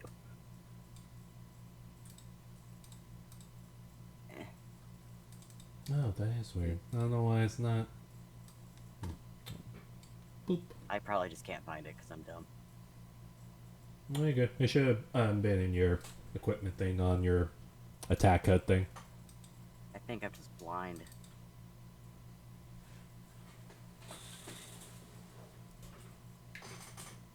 Superiority dice. Wow, I'm really just blind. Holy shit. Surge reaction, second wave, blah. Where's my thing? Which one are you trying to do? I'm just trying to beat him. Just smack him. Okay. Then it should be in your inventory tab on the right. Why'd they change it? Where's my stuff? Where's the gear? If you have a character sheet pulled up, on the right side of your character sheet, there should be a bag icon. Oh, I'm stupid. There we go. Mhm. Come on, game. Work.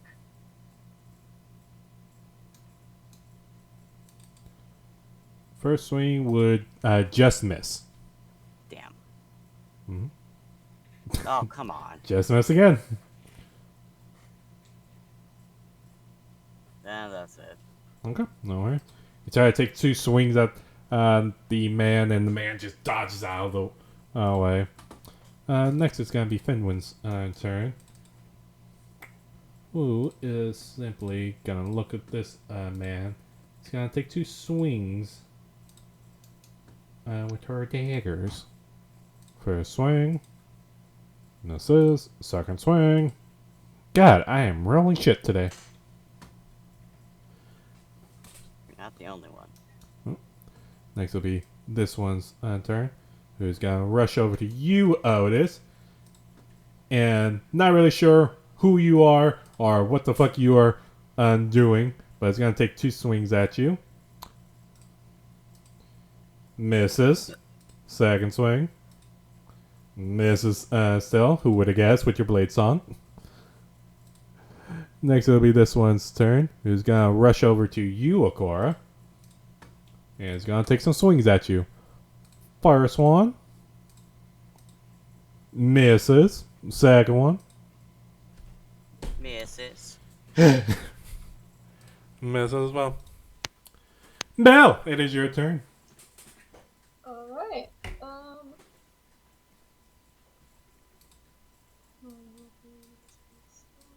me 1 second. Yeah. I'm just gonna attack the one right in front of me. Which one are you aiming for? Just this one right here. Okay. Yeah, that would hit. Be right back. Okay. Whoa, why did... Let me look at that real fast. Yeah, I was gonna say, that doesn't seem right. That does not seem right. Rapier, finesse. It'll be a finesse weapon, so it'll go off your dexterity. Which is +4. And it's And then also I have a +2 from just the weapon. But it just added a bunch of 2s. I believe it's because of your dueling style. Oh, is that? Let me see. When you're wielding a melee weapon in one hand and no other weapon, you gain a +2 bonus to your damage roll with that weapon. So yeah, it's because you're Okay, yeah. fighting style as well. So that is technically right. God damn, that's a lot. Okay, Well, it is a and +2. I'm also going. Goddamn. I'm also gonna use defensive flourish, so I do extra damage. 4 more damage, and until my next turn, my AC is 4 or higher. So yeah, 21.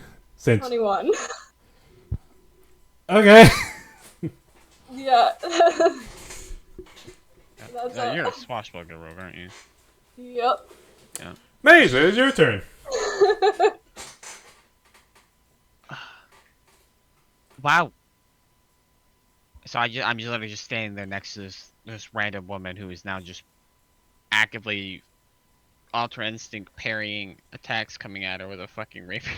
Mm-hmm.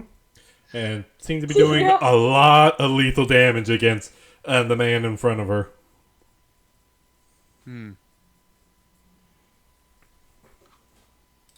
Okay. I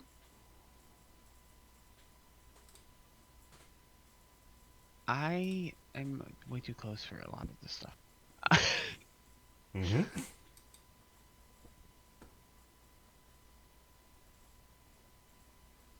They all look pretty hurt. Like, though, how's the one specifically in front of me look?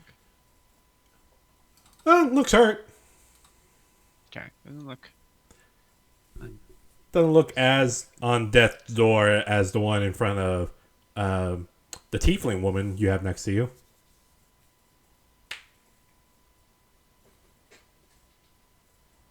I'm gonna do this.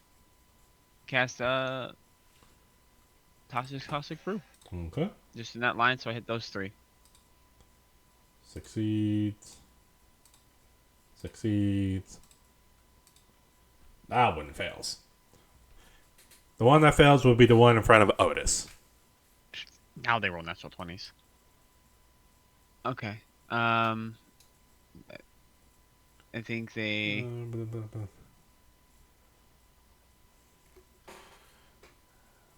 Yeah, so they get nothing. Only the one that failed gets covered in acid. Okay.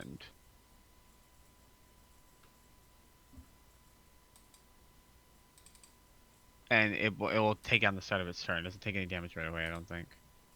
Okay. Got it. Anything else? So that.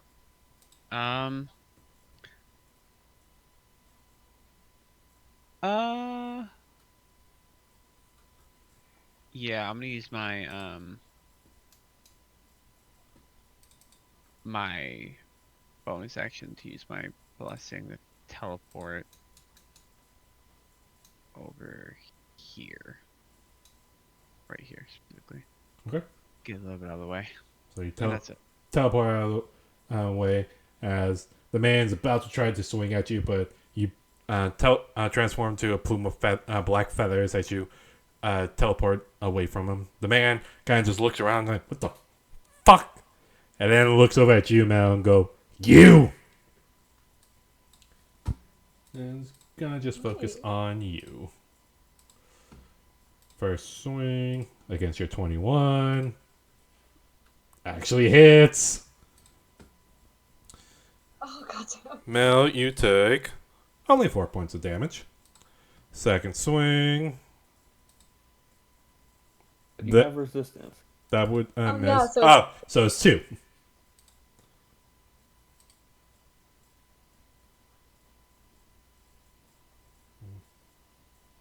That also take 2. Yep, because of your spell. So, yep, you only take 2. And only 1 hits you. So that can be off of his turn. Next, it'll be the one in front of you that you fucked up thoroughly. First swing. That would just hit, right? Because your AC is 21 right now. Yeah. 21. So you take 3 points of slashing damage. Second swing. Oof. That's a crit. Oof. You take 5 points of slashing damage. Yeah, 5 points of slashing damage against you. So 8 in total. Otis, make sure you're taking 8 points of damage. Yes, I did. Well, oh, is it? It's 8 in Oh, that's 8 in total. just from him. Yeah, just from him, and the other one did like 2. some damage too. Okay, so yeah, 10 total. Okay. Okay. Ooh, I was like, Next, it'll be your turn, Otis. okay. I'm gonna try and return the favor. Um, Which one are you aiming for? to the guy in the front. Okay. Roll for the attack. That would miss. And we're gonna go again. Second swing. That would hit.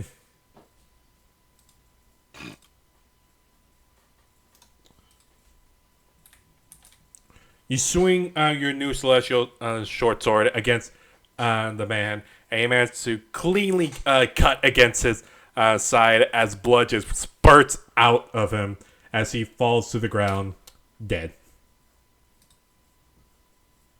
Oh, and that's what you get for messing with my sister and I. And I'm gonna bonus action ask, command dog, Hmm. you come on over here Okay.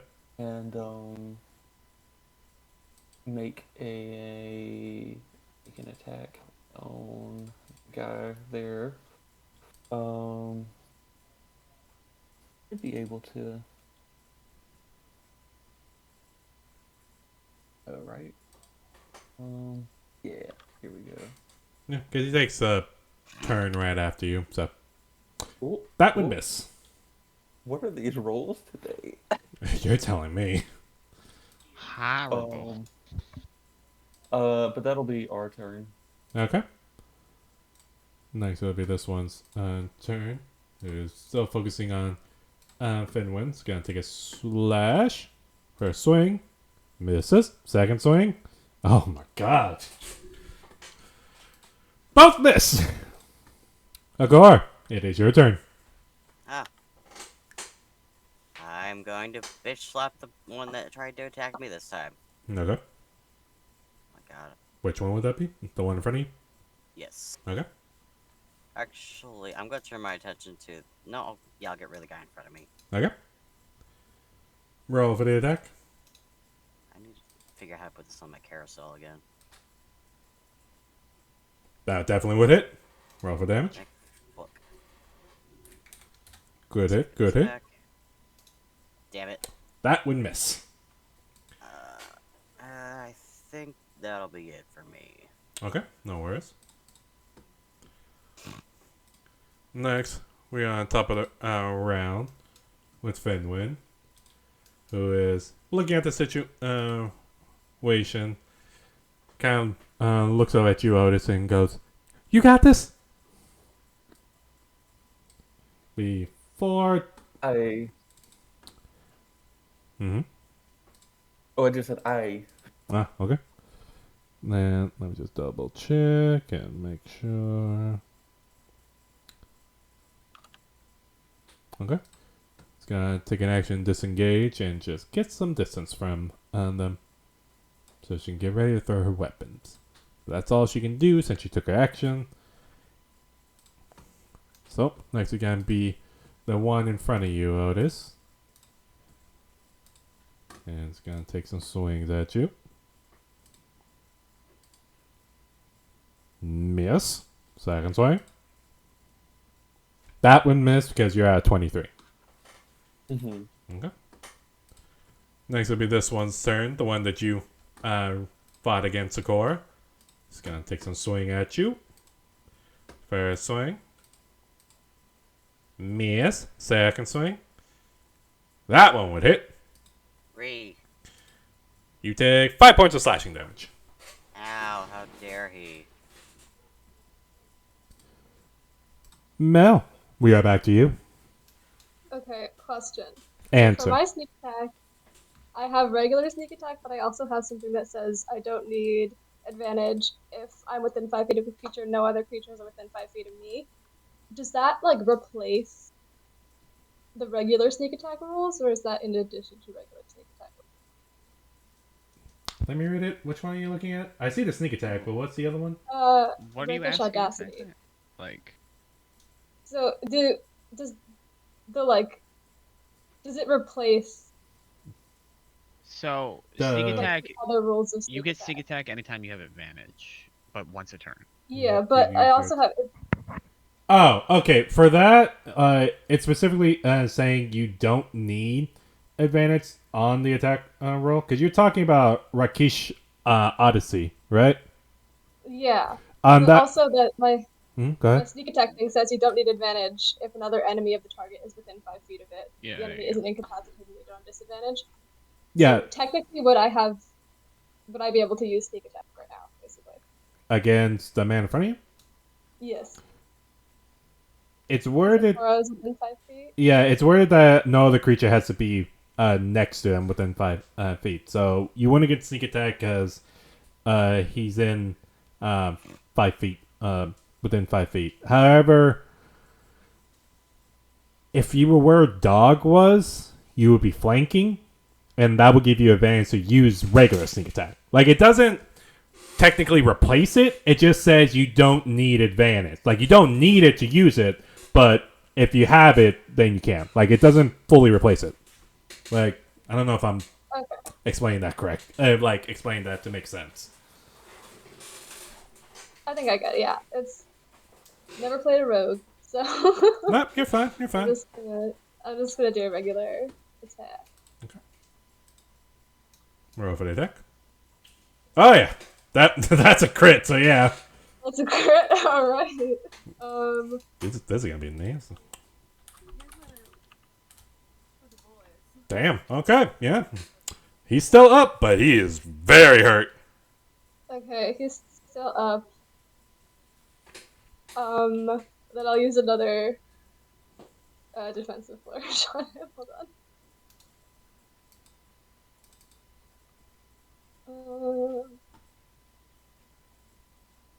So that would be another. Does this double with crit too? I don't think it does, right? Not well. No, not the day. No, Yeah. no.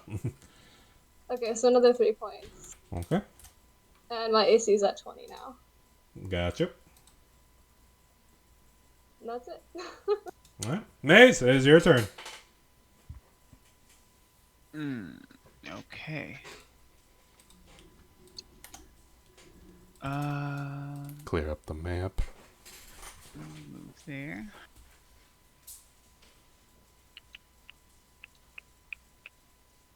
Make sure my shadow's back.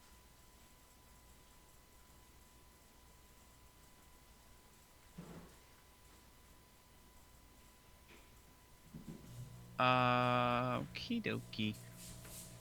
I will. That's a.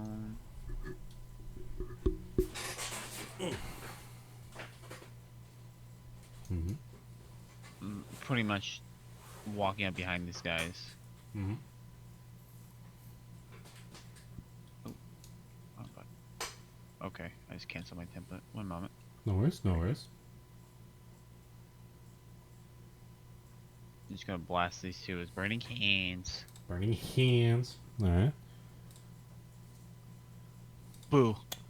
Succeeds. I scared him too. So. Both succeed. Huh? the natural 20s are rolling wild.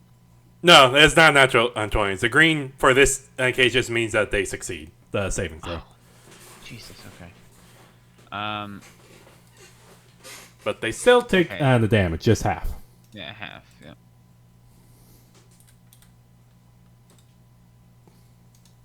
Okay. 0 point, 0 point. Alright. Alright, that's it for me. Alright. You come up next to him, and you blast him with your burning hands, and the two guys get coaxed in the flames, and they let out a shriek in pain, but still standing. Next, it'll be this one's turn. Who's gonna still square off with you, Mel, and is gonna take some swings at you. First swing. That would miss. Second swing. That would also miss. Note to self, I gotta throw stronger people at y'all. Otis, it is your turn. I resent that. I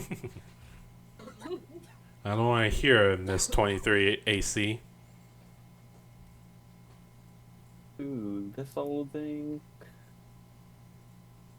I'm gonna turn to the guy in front of me. With a little stabby stab. Yeah, let's see that stabby stab.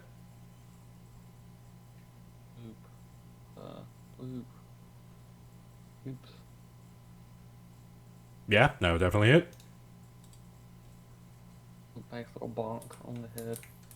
Okay, well, that bonk was a lot more deadly than you think. As you swing it down and stab, like slice right into his head, and you pull the sword out as he falls down to the ground dead. Oh.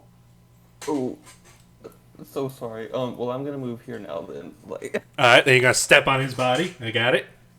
Yeah, and now I'm gonna attack with advantage against the other one. Mm-hmm, because you are flanking. Yep, that definitely hits. Ooh, I'm facing the wrong way, but But I say, don't know why you're looking that way. okay. Yeah, anything else? I'm now gonna have dog attack this guy. I can get the dog. Oop.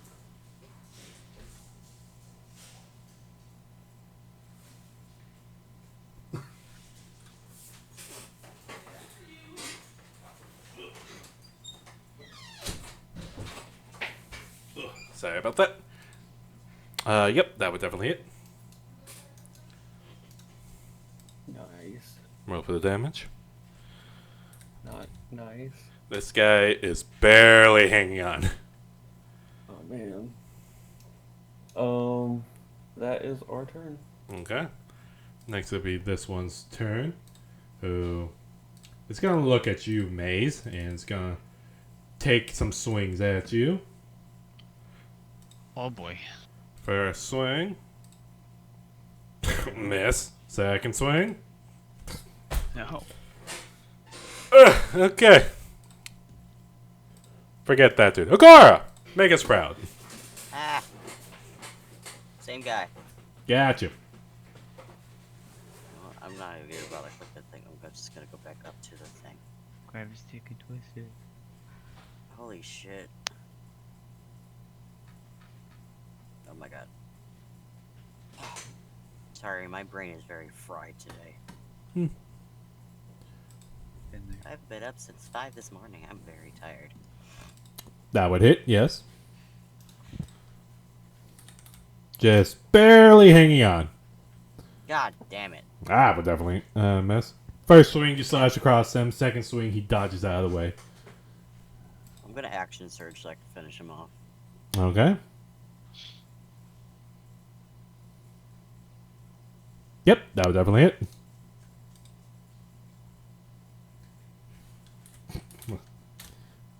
Yep.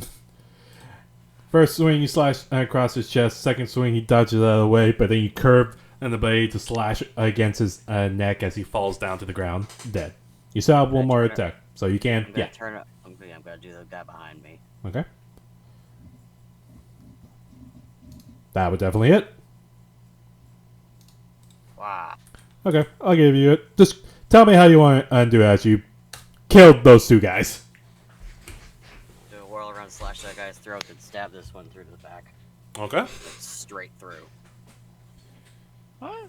As you slash against this one's throat, you immediately turn around and with your long sword, stab straight through the other one's back.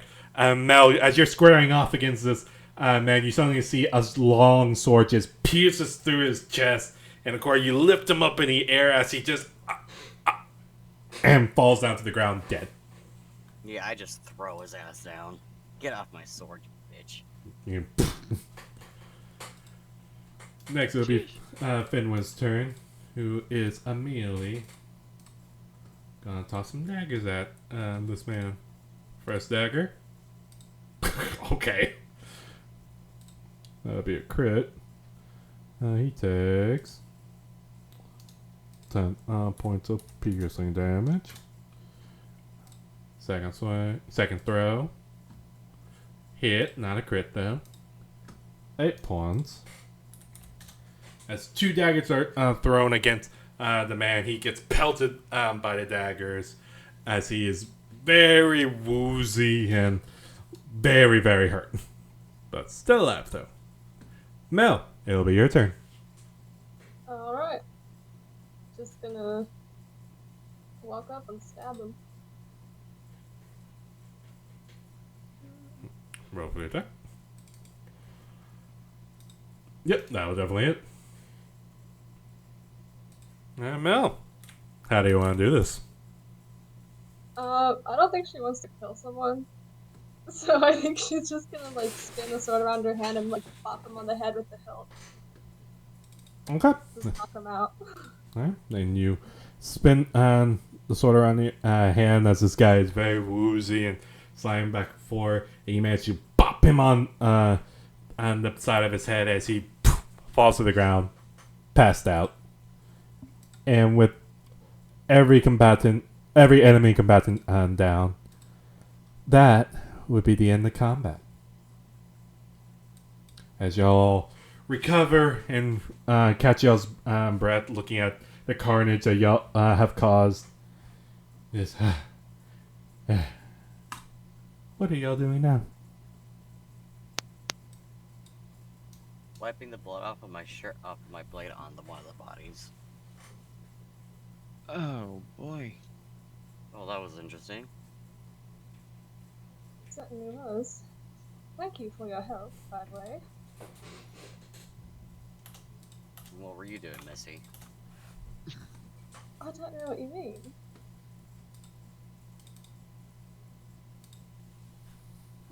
I might actually just stop talking because I am very fried right now. Well, nice to meet you. But, what exactly are you doing? Yeah, what exactly are you doing? Well, I'm just living my life. These gentlemen here seem to have a problem with me. I don't really know why.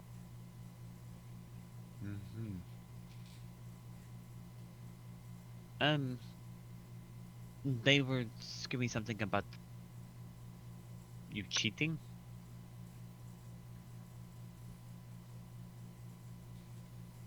Look, we do what we have to make money, right? I'm not casting judgment. I don't really give a shit. But there's more problems with someone cheating at what I assume is probably a poker game or something along those lines, yeah? Cards, dice. Not quite. Okay. That was ominous, but again, I don't care over people who would rather fight over a game or some bet or money. There's too much else going on. I give a shit about something so simple. I'm Maze. Pleasure to make your acquaintance. Romeo Nightshade. Romeo Nightshade. Wow. That's a performer's name. It certainly is, my friend. Great. Don't sound too so impressed, Maze. She starts over in Temple's like, it's going to be interesting. Do you? Well, everyone else can introduce themselves, I suppose. Who else? I introduced myself, but I just don't feel like talking for the rest of the night. I'm sorry. If he can talk, the lion, he can talk. Yes. Huh. It's not actually a lion. They're a humanoid lion and not. Sorry. I am both of those. Yes. Yes. Humanoid lion like people that call Leonin from. You must not be very well traveled. Why are you Yes. so mean? I'm not being mean, I'm being observant. Akora here is my emotional support, and and I'm gonna like vomit on top of these guys. Otis, why are you puking on the dead bodies? Never actually killed. I'm gonna Why? immediately go over and rub his back. Never actually killed anyone before. Oh, Oh, Um, you poor sweet thing. You're very surprisingly good at it. You certainly are. I would. Yeah, that is a fair point. It gets easier, but just maybe, just in case, work on not throwing up on the bodies. Just in case there's ever, Bites Survivors. mouth. no, maybe like advancement in criminal or crime analysis techniques, that maybe they can use like stuff from our bodies to figure out who we are. These guys are just a bunch of schmucks. Who's gonna miss them? Well, Hmm. you never know. Not me. Their mothers, maybe. Otis, I'm sorry. I didn't mean to make you think of that. Anyway, I'm just hello. gonna hug him. I'm just gonna hug him. Good first impression. Kill 2 people, throw up, and start crying. My name is Otis. Welcome to my family.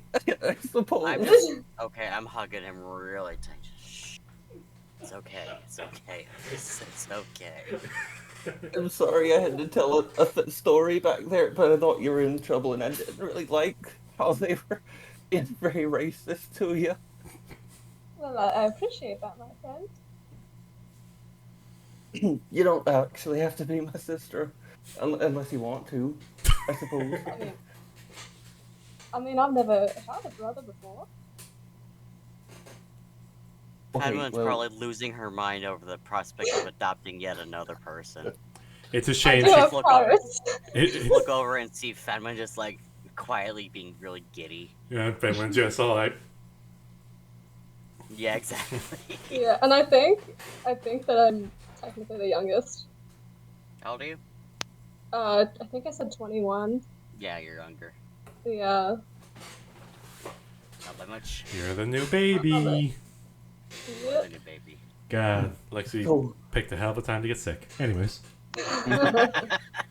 Granted, to be fair, I can't talk. I can say shit, so, yeah. Yeah, Mr. Gets sick last week. I'm sorry. Anyways, continue.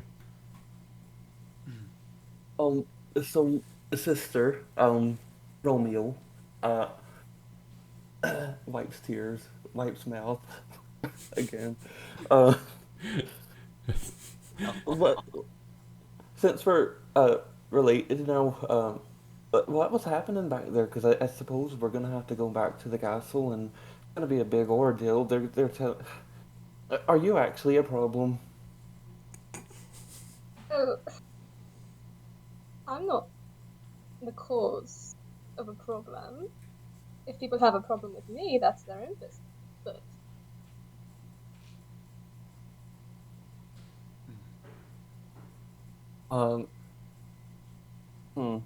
So what was happening for you to have to run away?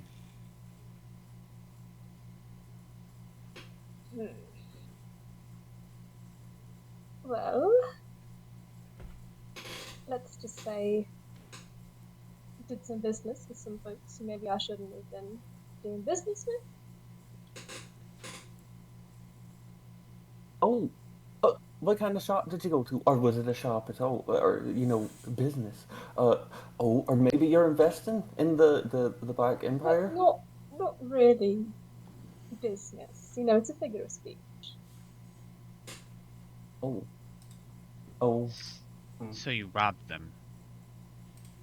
No, I would never do such a thing. I don't believe you. But again, they didn't seem like nice people, so I don't really care. I Yeah, would we're trying to kill her after all. encourage it, actually. But that wasn't very convincing. Look, okay, I'm a performer, and I'm a duelist. I take pride in my craft. If people challenge me, put a little bit of gold on the line, I'm going to give it my all. These gentlemen seem to be upset that I beat them, and they got it in their heads that I was cheating somehow. Mm-hmm. Well, obviously, they weren't good enough to win regardless. So I don't think. I don't know. They're just fucking idiots. Now they're mostly dead and thrown up on. I think. I think we're. I safe to say you win. I always do. Thought we did too.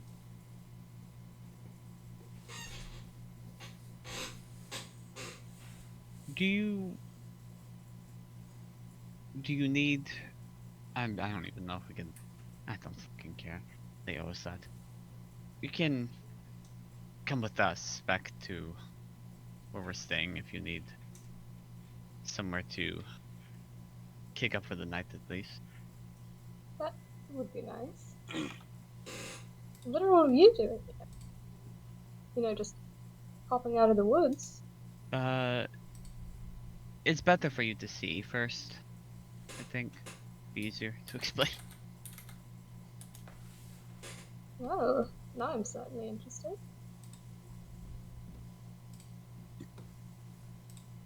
I assume you're just gonna head back to the nation, the village, city. What do we call it? Encampment. I don't know what we're referring to it as. I got you. So, Yeah. Before we go back, should we come up with a real? No, we shouldn't say the real story, should we? Before we go back, should we come up with a cover? That's the one. The cover story for what went on.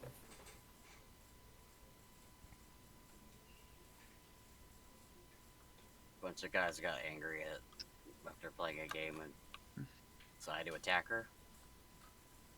Because I'm a tiefling. Yeah, just Yeah, say I'm they're pretty sure. racist. I think they'll buy into that pretty well. The racial profiling thing. Plus, it's true. And they got real sick on each other. You don't need to include that, Charlie. I think it's more for his own sake. One of them. It's my acid. Don't worry. There you go. Mm. I guess an acid spell. Stomach acid, that acid. All the same, really, right? I suppose so. You might have. There's a lot of spells that by the way, that I'm kind of whispering. I'd really love it if you could teach them to me. I'd love to add them to my spell book. Later on. Yeah, we could work that out, right? Sure. I guess we could work on that. I do need to know how those mechanical creatures of yours work. Oh, mate. What? Alright, well, that seems like a great enough story to get back. Romeo, you see the mechanical teddy bear that's following around Otis, who was briefly helping you in a fight back then, but you see the mechanical bear just kind of looks over at you. Hello there, my friend. And then follows Otis. Sorry, I'm kind of bad at these things. This here's dog. If he could talk, he would say it's a pleasure to meet you. And yes, we know it looks like a bear, but it's a dog. No, it's named dog, but he's a bear. Oh my god. Oh, I'm gonna just shut the fuck up now. I think Ikora's the one that needs emotional support now. It's basically the TARDIS joke. It never gets old. What? Don't worry about it, sweetie. Continue. Don't patronize me. Fuck. I love you too, Dad. Completely satisfied with the cover-up story. Otis is giving a very iffy smile, but ready to go whenever. Okay. So everybody going back? Yep, I'm just following. Okay. Same. Then, as everyone begins heading back, Rema, you're the first one to kind of point out, going like, why are we going into this barricade of trees? And then it looks like that they're about to run into the trees. And at first, you're going, well, this should be entertaining. But then you see the trees ripple, and Otis seems to disappear beyond into the tree. As one by one, the people in front of you begin disappearing beyond the tree. I'm assuming you go. Yeah. Okay.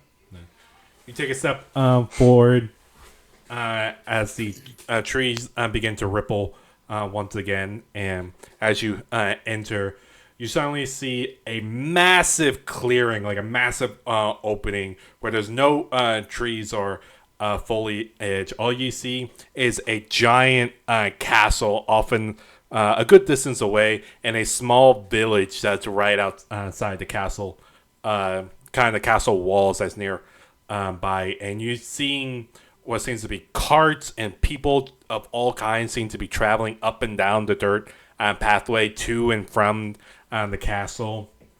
And there's one, as you're kind of just observing all of this, every one of you do take notice that there seems to be a crowd of people, like, seem to be heading towards the castle. Like, they seem to be making a beeline to the castle. And Akora and Maze, as y'all are kind of curiously looking over at the crowd, taking notice of that, you suddenly feel, Maze, for you suddenly feel the scales on the back of your neck begin to stand up, like kind of at attention, and you suddenly feel a light pressure seems to be pushing against you.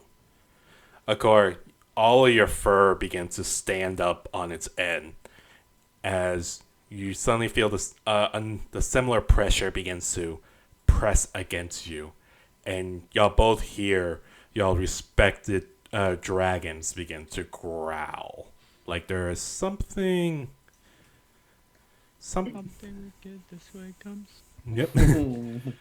Something is wrong. More, something's here. But Delightful. that's where we're gonna leave tonight's session.